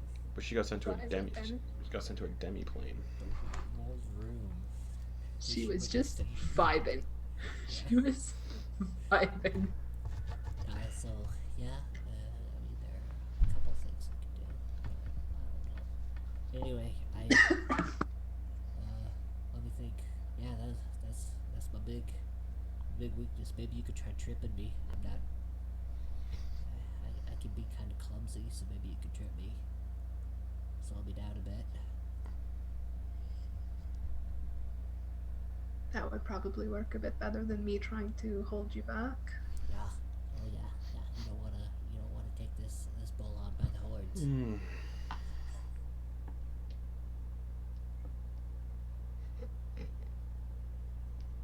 Yeah, Yeah? I'm gonna admit, I don't really have much that would work against you Oh no. without hurting you in some capacity. Alright, well, I maybe really that's don't something. want to hurt you. Maybe that's something to think about.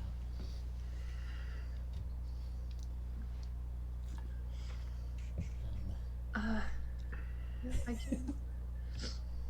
If you're alright with me, maybe causing a little bit of pain, then yeah, I could probably disable you.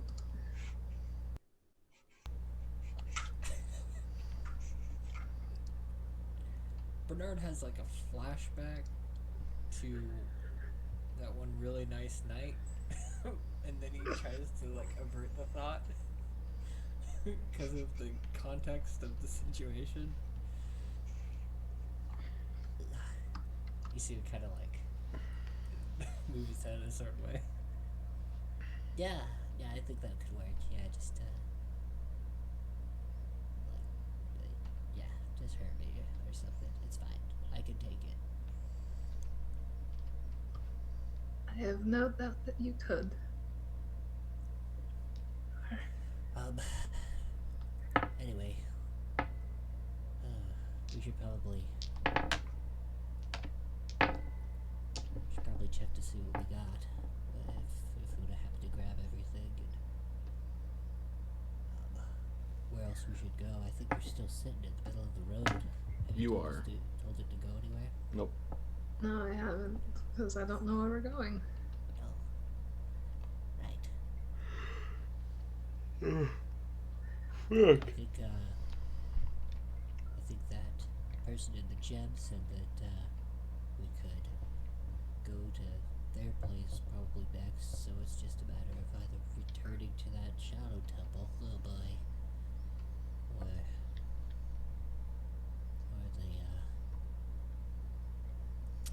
Balls. No, I can't remember that. Shadow Rift. the shadow rift.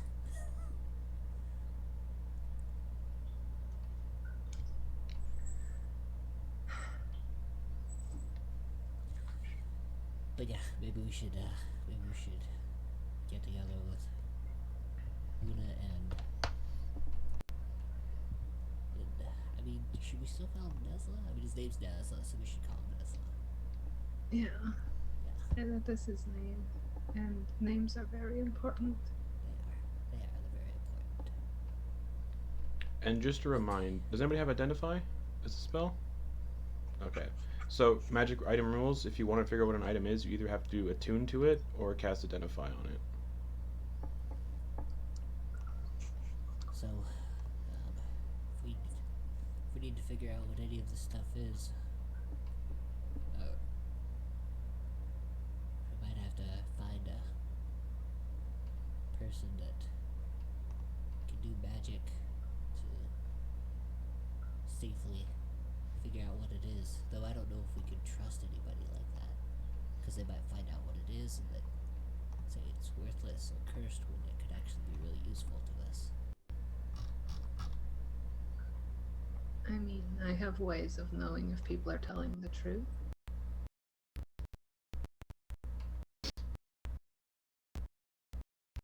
Let's go meet up with those guys, figure out what we got, and then see where we should go next. Bernard, Sorry. So yeah, the Identify spell is the fastest way. Alternatively, a character can focus on one magic item during a short rest while being in physical contact with the item. At the end of the long rest, or at the end of the short rest, the character learns the item's properties as well as how to use them. Potions are an exception. A little taste is enough to tell the taster what the potion does. And then sometimes a magic item carries clues to its properties.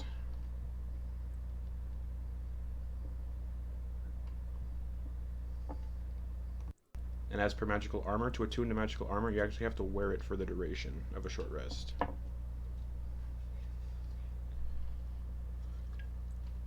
So you could just focus on one of these items each during a short rest, and you would get kind of focusing, would get the idea of what it does. But again, identifying and doing it this way, an identify spell actually doesn't reveal if an item is cursed or not. Fun fact. I looked into those rules too. Again, sorry. Continue. I will fade into the background.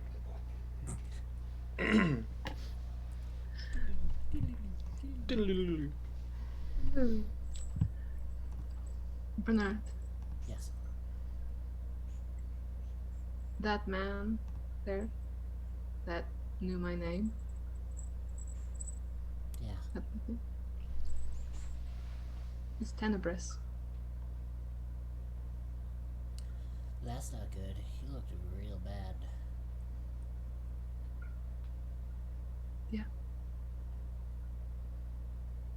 Just figured you should know that. How do you feel about that?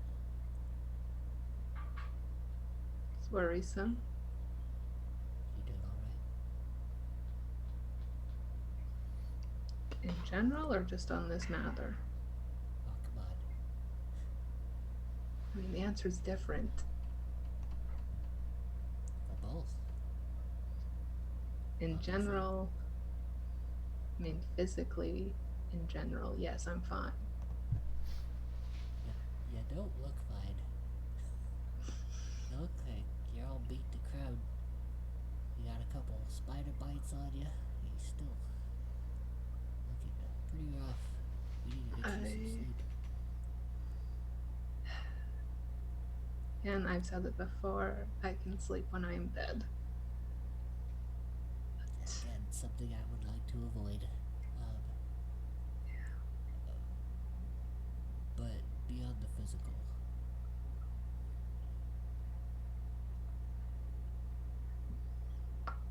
Have you... You know what a broken mirror looks like, yes?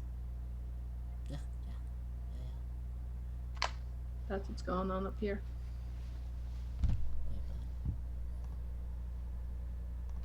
Done a lot of bad shit here.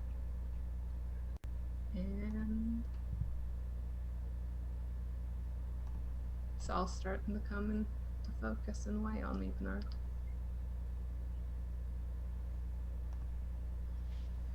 What do you mean? I mean, the town hall, the merchant in the last place we visited. All of those people died because of me.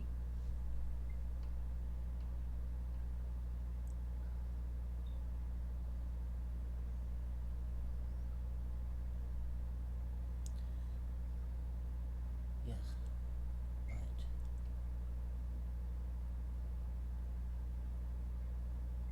I can't see you doing that without being compelled to.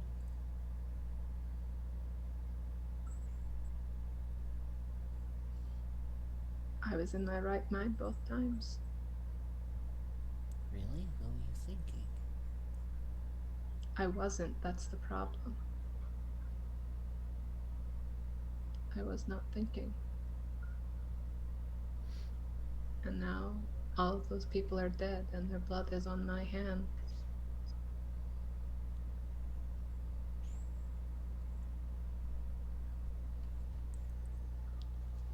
What works for some people doesn't always work for others. But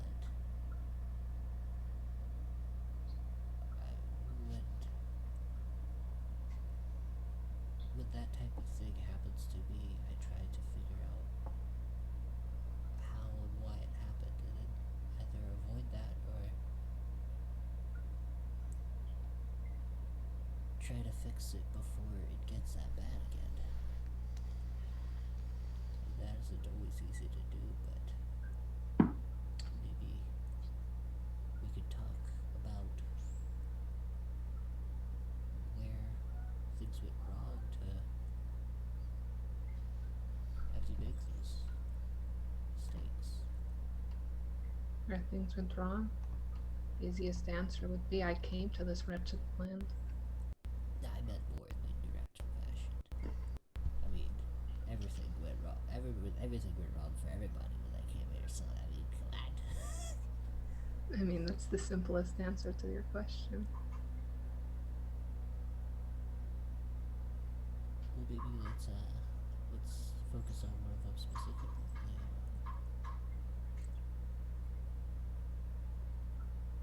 and we went to get Nesla.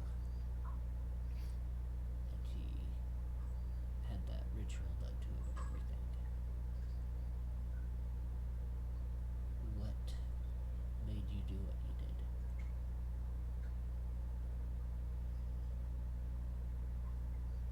I mean, there was a voice in my head that said, you know what to do. And then I used the arm to bring him back and to heal him. And then it was silent when I was dealing with the main cultist. And then he said that he would be back, and I said I look forward to seeing you again. And then I gave him a little bit of a fireball, and then it just kind of went out of hand.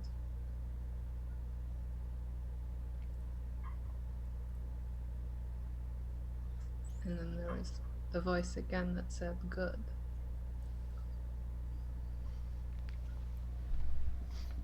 So what were you feeling at that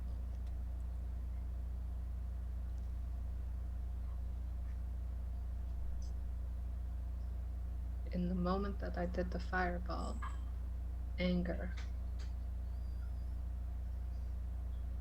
In the moments afterwards, once I realized what had happened, I was numb, and it was like I was not there, like I was elsewhere in my mind. Not because of the arm, but it was because my own brain could not handle what I had done. So you were angry. What were you, what and who were you angry with? I was angry with that cultist for taking Nesla, at myself for not being able to save him. Which one more? Myself. Alright. Well, don't get so angry with yourself. Alright? Okay. You think that'll help?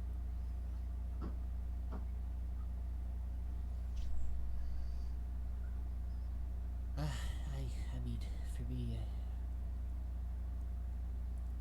I've usually redirected. I haven't always had these muscles, so whenever I'd get that things wouldn't work out for me, or when things went bad. When I was younger, of course, went to anger, but I realized anger didn't fix anything because I wasn't strong enough to do anything about it. I'd get angry and I'd beat my noodly arms against the wall and nothing would happen. I would hit somebody and they wouldn't even feel it. So instead I directed my frustration into sadness. So when things don't work out, and I really feel, you could say, anger. A lot of times I replace it with sadness. And that will usually prevents me from making a really bad choice. Doesn't feel great. Doesn't feel very good at all, but there's less regrets when it comes to making yourself realize your own sadness.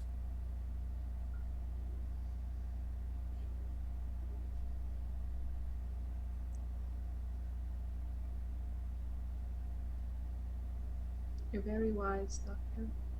Oh no. No. It's just, I mean, it's all anecdotal. I don't even, it's just me. Just my story. Like I said, might not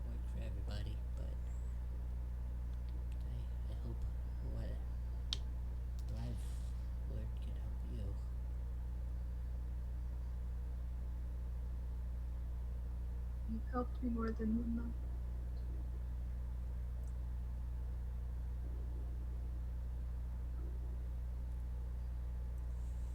Thanks.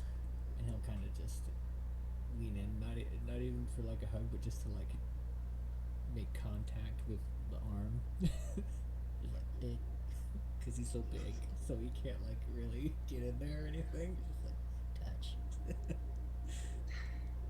Anyways, I've been meaning to ask you, how are you doing? You know, like a lot has happened to you. You know, you're no longer blue. You're back to you. How is that going?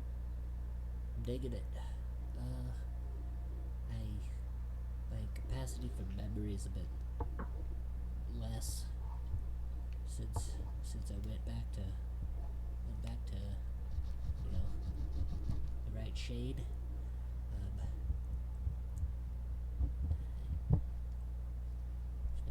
feeling all right.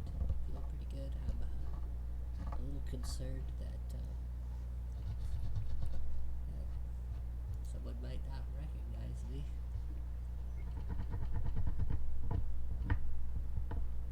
Guinevere? Yeah, Okay. but yeah, I think I should be fine. I stand out pretty. I mean, different colors probably not.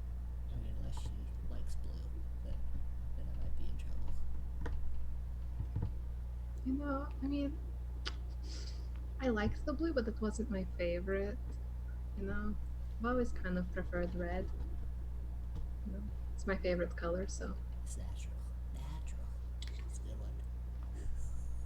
I like the red. Thanks. But I mean, I've been doing all right. That stuff with Nesla is really bothering me. I don't know. You want to talk about it? Uh, maybe. I mean, we've already touched base on that. Just not really going much further than that for now. I mean, who knows what I'll feel come tomorrow and what we figure out about this other Nesla.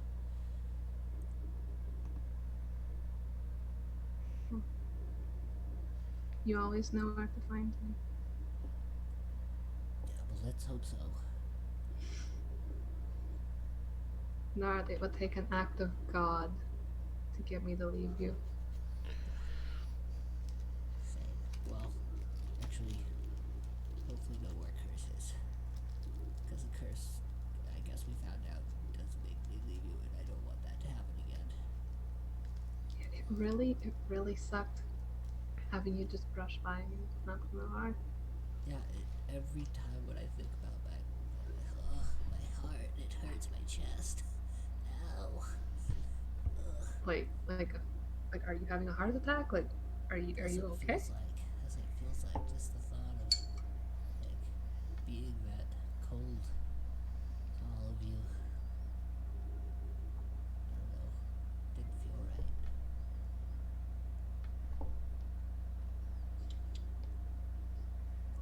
There are, you know, Bernard.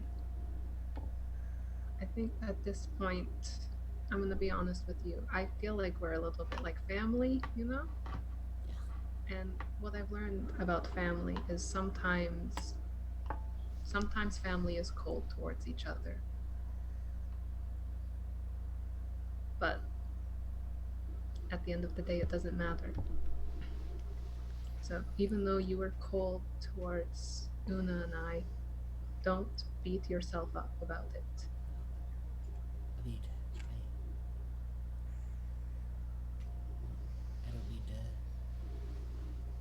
When I say this, I don't mean to throw shade, but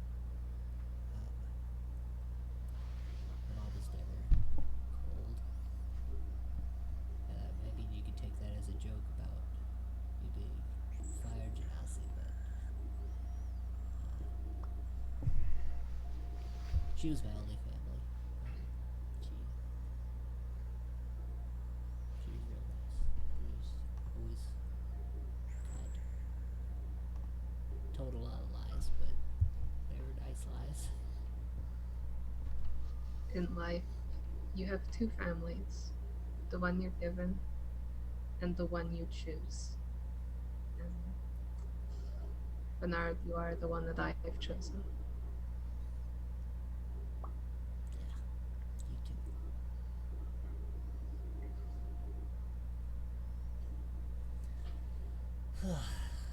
Alright. Are we good? Yeah, I think we are. Getting curious about that stuff. I got a little bit of a gander in there. It's a quick once over of all that stuff, but it seemed kind of valuable. But Una's thinking she got away with all of it. Little scamp. We better track her down. So as you guys are Can't kind go of far. standing here, Una would be leaving Nesla's room at this point, and you guys would easily just see her. Got a bunch of stuff like slung over her shoulders and stuff. She's just going back to her room. I'm just imagining this dwarf with like a like a bunch of stuff and a great sword that's like taller than her, just like harped over her back. Yeah, you guys see Nesla or Una. She's going towards her room with all the stuff. Hey, Una, where are you going? She like stops and turns around. She's just like, well, I need to put this somewhere. Why don't you come bring it to the Well, do you want to grab? And she's like putting her arms kind of like out, showing like the armor. Like it's like, you wanna help me out here? Yeah, maybe we should just plop it down in the center of the room here between the couches and stuff. Come on, I know you can do it. Una just kind of like What do you sighs and like gets over there and like gently puts what she was holding down, like the armor and the Okay. potions. Okay, so yeah, you guys. She still has the greatsword on her back. Yeah. I'm still imagining like the entire ending sequence where you're just running and you ran faster than all of us. You're just running away with all of this freaking loot in your arms, like oh. So just to reiterate, Little dwarf like. Una sets down a suit of armor, plate armor that is made from scorpion chitin, or it looks like scorpion chitin. An egg-shaped, smooth stone that looks like it's rainbow-colored, a 60-foot silk rope, a broom, obviously 500 gold pieces, and 4 potions of greater healing. And the sword on her back is a black blade with an otherworldly sheen to it.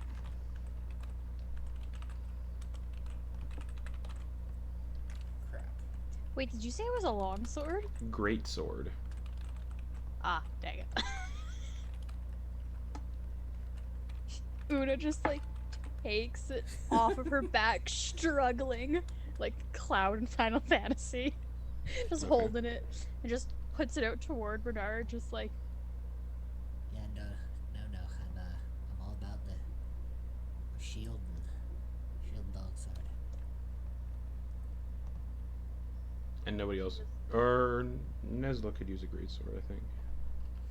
she's like put it on her back on her back, and just be like, I'll ask Nesla about it after.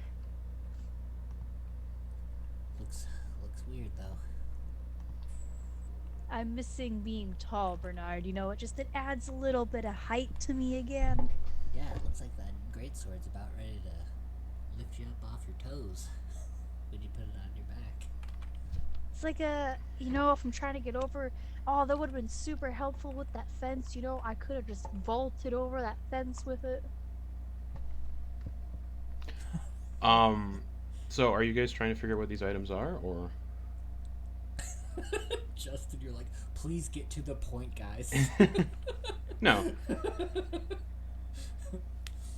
I was trying to type out all of the loot because I was trying to keep track of what everything was because I can't hold all of that info in my head at once and like go through it. So I'm trying to make a list of it. I've got the magical greatsword for potions of greater healing. A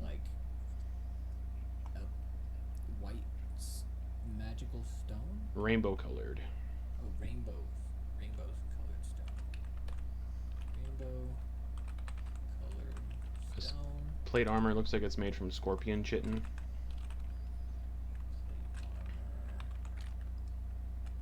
Just from Una looking at it, I'm assuming to her it does not look like a light armor at all.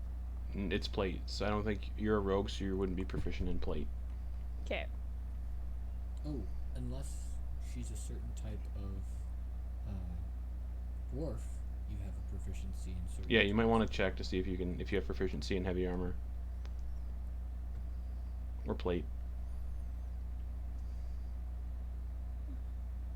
And then there's a broom and a 60-foot silk rope. Room.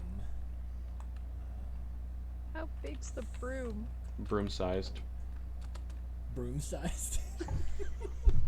Yeah, your It's a standard broom. your standard broom. Alright, so magical plate armor, broom, silk rope, 4 potions of greater healing, magical greatsword, and there's a gold piece amount, correct? 500. Or a what? 500 gold. Okay, but she didn't put that out there, did she? She did not. Okay, that's fine. That's fine. Okay, so that was it. Yeah, and the sword is on Una's back, so technically it's not in the pile. Okay. Alright, I'll go ahead and put that in there. Alright, so what do we got here? Should we divide these potions up between us? It would be good if I can't get to you. That would be good. Alright, everybody take one. We'll put one aside for Nesla. Still Yeah. That is his name. Yeah. Did he say like he had another name, or is it just Nesla? He was Nesla.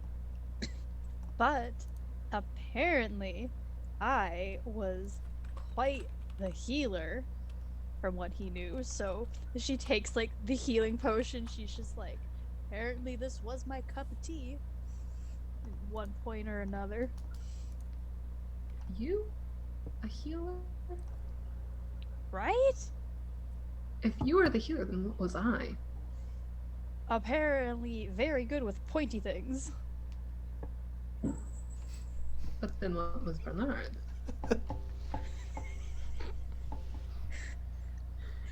Apparently She's Bernard married. was I mean, ring doesn't plug a hole. Bernard was quite the monk. Yeah, apparently he Nesla? was short, he was fast, he was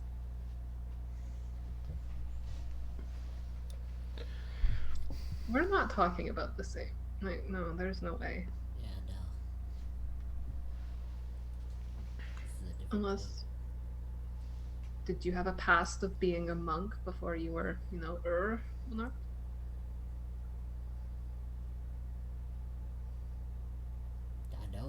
absolutely not. Yeah, no way. An archaeologist. All been that. Nothing. That's all my studies. and you know what the craziest part of all this is? Like the craziest? I think that's a very high bar to leap over, but go for it. I never drank alcohol.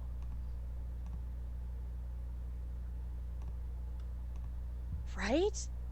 That is crazy, yeah. That is crazy. Like, you know me. You've seen me. Una to him apparently never touched the stuff. Bernard has the rainbow-colored stone in his hand, and he's just kind of like doing this with it, just kind of rubbing it out of just absent-mindedly Okay. during all this. So he comes from a land where everything's flipped. He doesn't know some of the stuff that we know.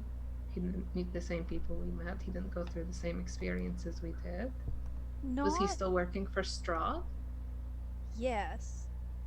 and there were some things that were the same, but not everything. But I don't know where that line is. And Una's just gonna like pick up the broom Okay. and just kind of like hold it and like just kind of like tossing it around, just kind of like playing with it. Okay. She's like, I don't know where that ends, where that begins. Hmm. I mean, I'd like to know where that line is. Figure out what the fuck's going on here. Bernard will like show the little colored stone, like hold it out to Ophelia. Yes, what is it? I don't know, it's just part of the thing. I don't know. I don't know what it is. It'll take an hour to figure out, so if you hand it off, that timer gets reset. Yeah. Alright. Well, I guess we have nothing better to do. We should probably figure out where we're going next, though. Oh yeah, that's right. Do we want to go to the chapel or to the chateau? Those are our two options. Why don't we ask Nesla? Ooh, that might be a good idea. Yeah. Because didn't he say this wasn't their first stop? The keep. So maybe there has other things that he knew about the chapel. But I what's don't to know. say the shards were in the same place for him if all these other things are different? Maybe the locations were as well. Part of me thinks that the shards might be the only consistent things.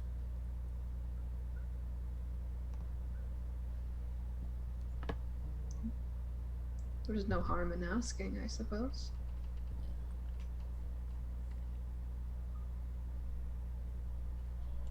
Well, And Bernard will look over at that plate armor. Okay.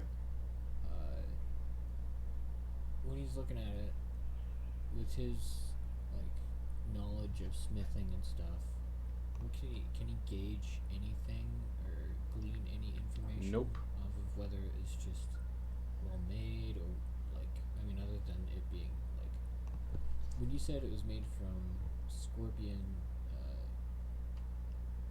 Chitin, like the shell. yeah Or the carapace. I imagine you mean it was like made from a giant one, not like Yes. not Yes. like okay.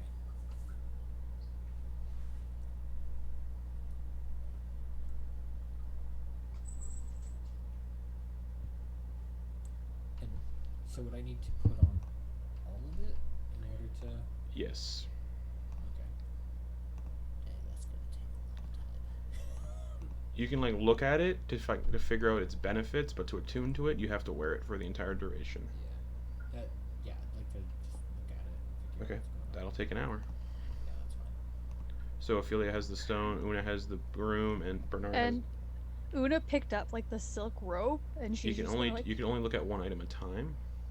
oh, okay. She was just Yeah. gonna chuck it in her bag. Okay. It's 60 feet of silk rope, but there's something about it maybe. All right. For the sake of time, you're all looking at these items. We're gonna go with the Ophelia's holding the stone, right? Okay. As you kind of stare at the stone long enough, it clicks in a little bit. It's a dispelling stone. This smooth, rainbow colored, egg shaped stone can be thrown up to 30 feet and explodes in a 10-foot radius sphere of magical energy on impact, destroying the stone. An active spell of 5th level or lower in the sphere ends. So you just go ping, poof, and it dispels a 5th level spell or lower. Cool. The broom. This wooden broom, which weighs 3 pounds, functions like a mundane broom until you stand astride it and speak its command word, which is fly. It then hovers beneath you, and it can be ridden in the air. It has a flying speed of 50 feet. It can carry up to 400 pounds, but its flying speed becomes 30 feet while carrying over 200 pounds. The broom stops hovering when you land. And it's called a broom of flying. You can send the broom to travel alone to a destination within 1 mile of you if you speak the command word, name the location, and are familiar with the place. The broom comes back to you when you speak the command word, provided that the broom is still within 1 mile of you. You're a wizard, Una! And the armor, however, the armor improves your combat readiness, granting you a +5 bonus to initiative as long as you aren't incapacitated. The armor doesn't impose disadvantage on your dexterity stealth checks.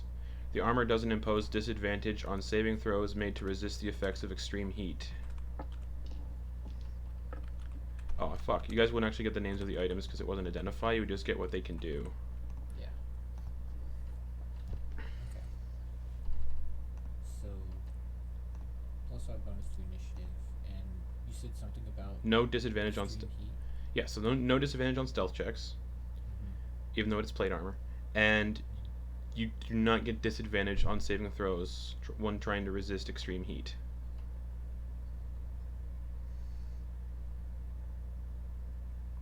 Okay. Okay, so that's like environmental heat, Like- not like. Environmental heat, Gotcha. like volcanoes, Gotcha. lava.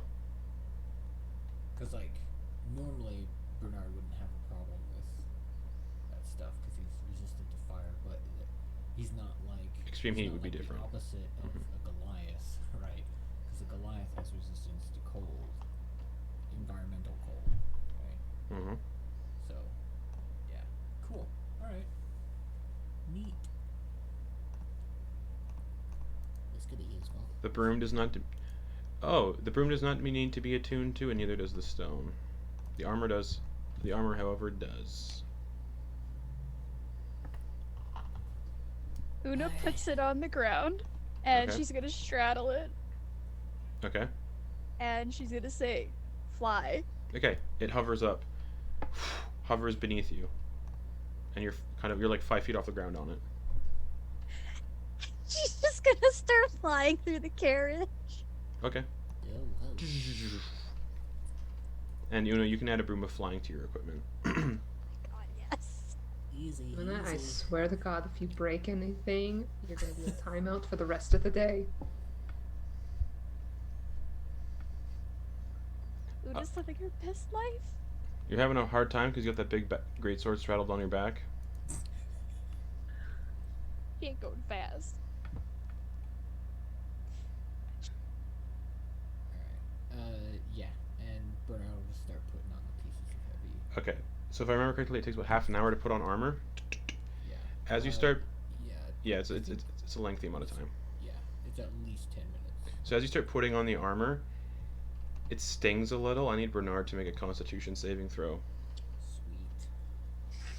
Let's do it. Concept joke. Pow. That's a 23. 21 succeeds, and putting it on, you might realize it's cursed a little bit. Neat. Whenever you don or doff it, you must make a DC 15 Constitution saving throw, or take poison damage on a failed save. Neat. Yeah. 1, 2, 3, 5.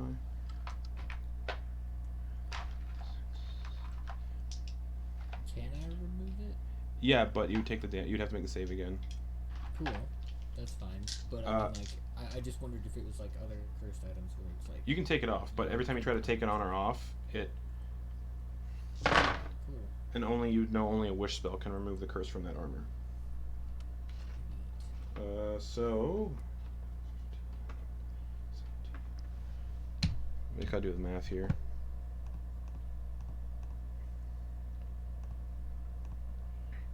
Do do do do do do do. Okay, you take 45 points of poison damage. Halved, you take 22 poison damage. Alright. And I was about to say that's also half because I'm resistant to poison because of my hill rune. However, I put that hill rune this morning on my previous set of armor that I'm not So you wearing don't have anymore, it. so it doesn't count. Nope, 22 poison damage. Yeah. As this armor just stings into you, but you're wearing it. Ouch. Are you okay? I'm fine.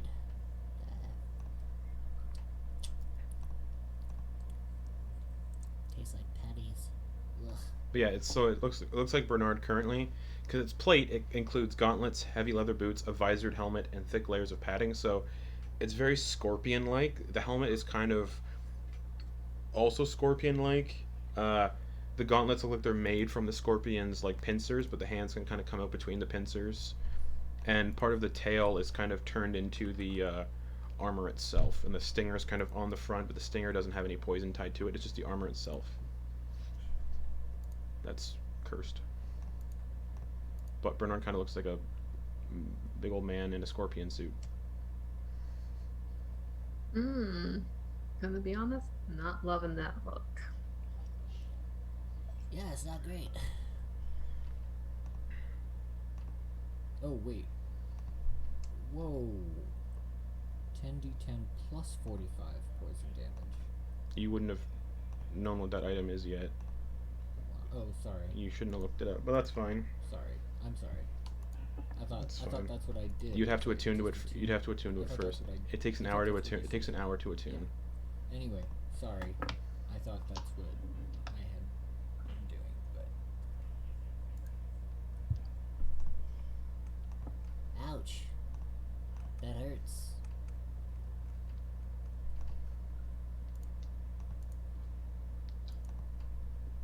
Una's still flying around on the broom. Una is flying around and she stops outside of Nesla's door and just gives it a knock. Cautiously open the door. Want to go for a ride, Nesla? Only one creature can fit on the broom.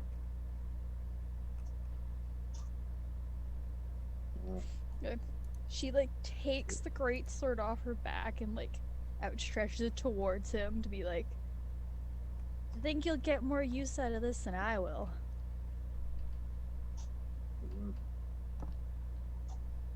I'll take it and kind of feel the weight of it. Yeah, I could probably swing this thing around, but it's not going to do quite as much damage as this. And at my scimitar. Bernard, I forgot to add the 45 on top of that. yeah. Yeah. So you would have taken 44 poison damage. Okay, so another 22. Yep.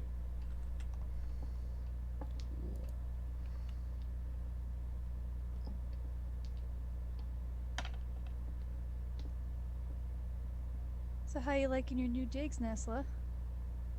Is Una still just hovering there on the broom?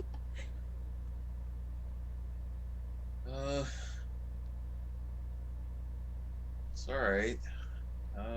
Not exactly how I would have decorated, but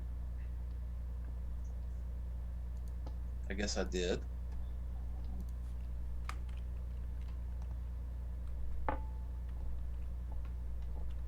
What'd you do to the place differently then?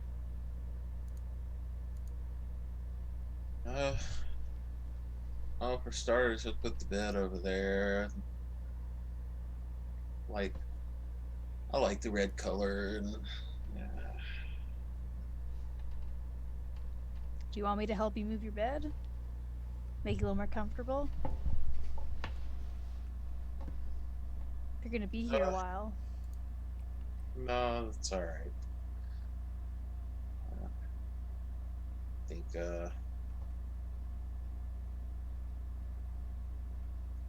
think it'll do for now. I'm still just trying to wrap my mind around all this. You just want some time alone, bud? I was thinking we're gonna take a nap.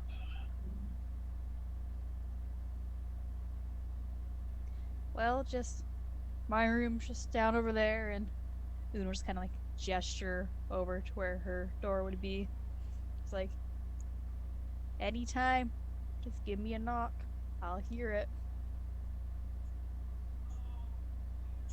All right. I'll step back in and close the door. Okay. And Una will go fly back off to the common room. Okay. Bernard, looking good in that armor. Don't feel good. Ooh, you do it for the aesthetic, though. Feel like I'm about to vomit. You want a bucket? I'll be fine. I got a pretty good stomach. But yeah, doesn't feel great. You sure about that? I'd rather not clean vomit out of my carriage. Yeah, don't worry about it. It's fine. It's yeah, I don't know. It's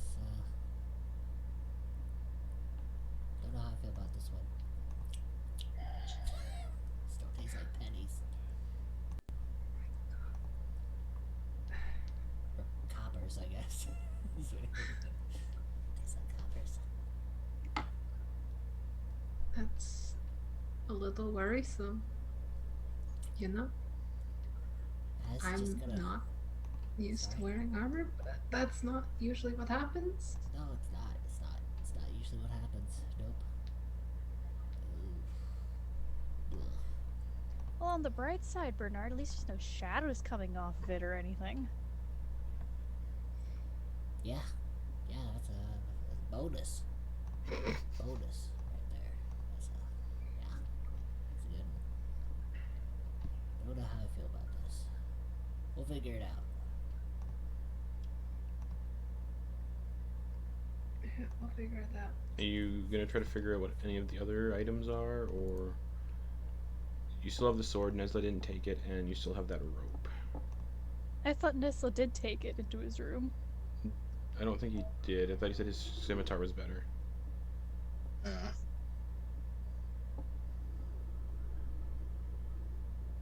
So you still have the great sword, Una.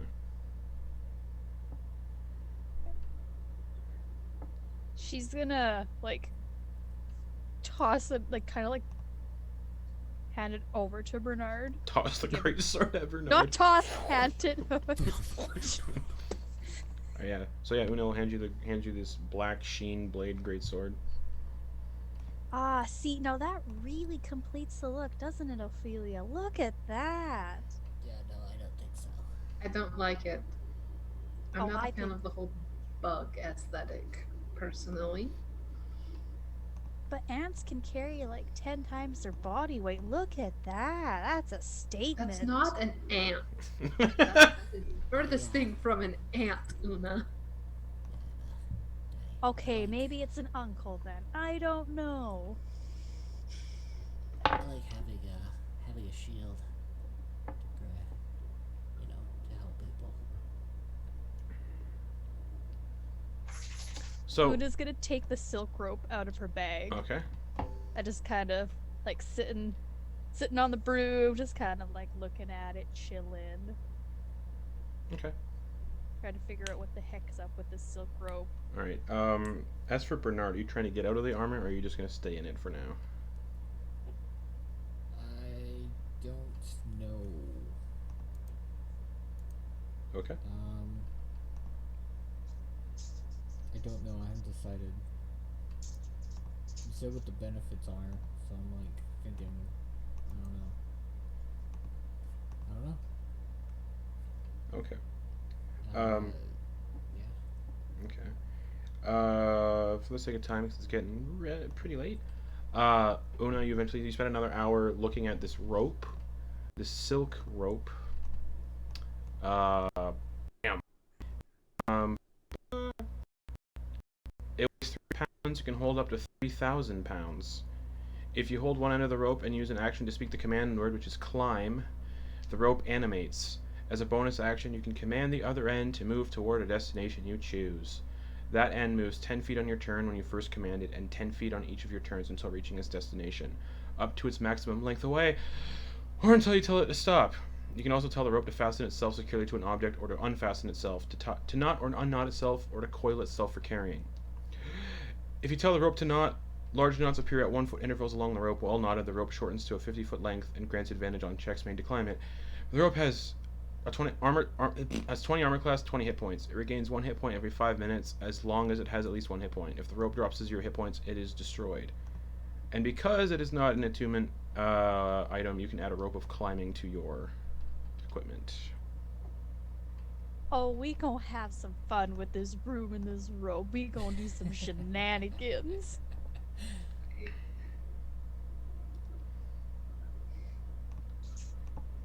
Cursed Yeah. dagger that I'm not attuned to. This rope and oh, mamacita. Oh yeah. Ophelia said she didn't like the scorpion armor, so Bernard's taking it off. All right, it'll take about 10 minutes. I need another Constitution saving throw. Yeah. Let's see how this goes. It's an 11. Okay, I think that's a fail. kills Bernard.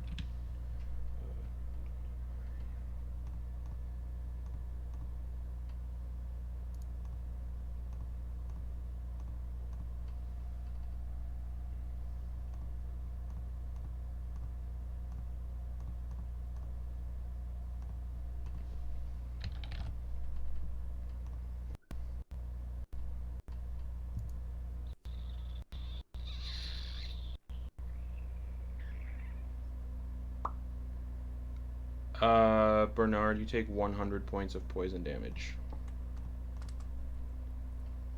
But the armor is off. Yeah. Bernard starts taking it off, and you see how he pulls it off and just. Ow. Ow. Ow. And by the time he gets to the chest piece, it's like. Yeah, that's no good. Bernard's at 15 hit points. But because it took half an hour to take off, you would technically be attuned to it now. So you can add scorpion armor to your equipment. Yeah, I don't think that's a good one. You're not looking so hot. Hey.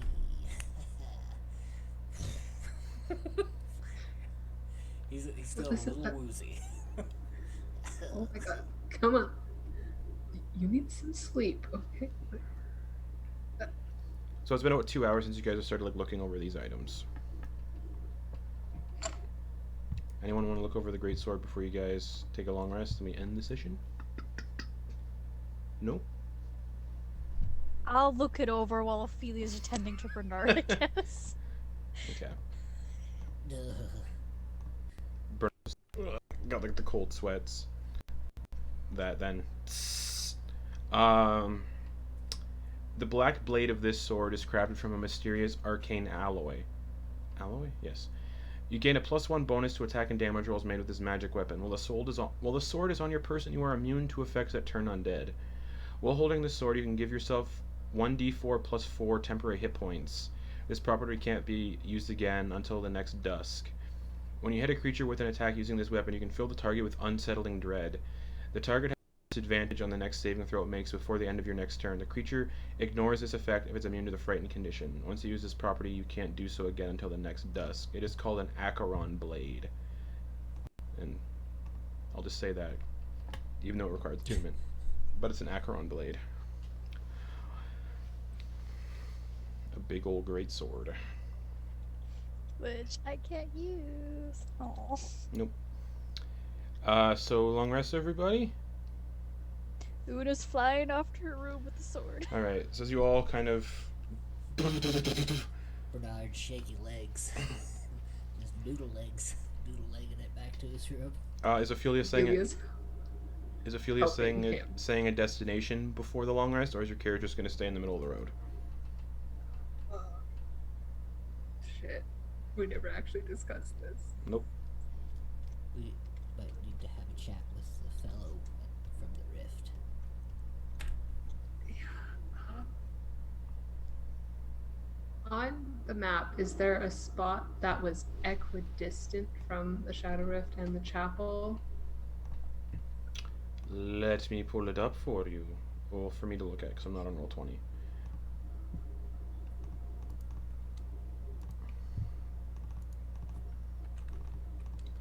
Boom. Got the map up. Equidistant. Yeah. Castle Ravenloft is relatively smack dab in the middle. Funny enough, looking at the map. Barovia, smack dab in the middle between both locations. Oh. Weird. Tight. Going back. Ophelia will say Barovia. Alright. The carriage lurches and will make its way towards Barovia. You guys are in Sithakis right now, so that's not a super far away trip. That's like one plane over, so well, two. Go as slow as possible, please. Okay. The carriage starts Slow off. as possible means it's like. And as you guys all kind of conk out in your beds, that's where we're going to end the session for the week. Everyone's 14th level. You got some cool magic stuff. Rope of climbing is very cool, combined with a flying broom of flying. Dispelling stone, which is also very good. Just don't hit Una with it. Anyways, thanks for watching, everybody. We'll be back next week for the continuation of Shadows over Ravenloft. You guys got to meet the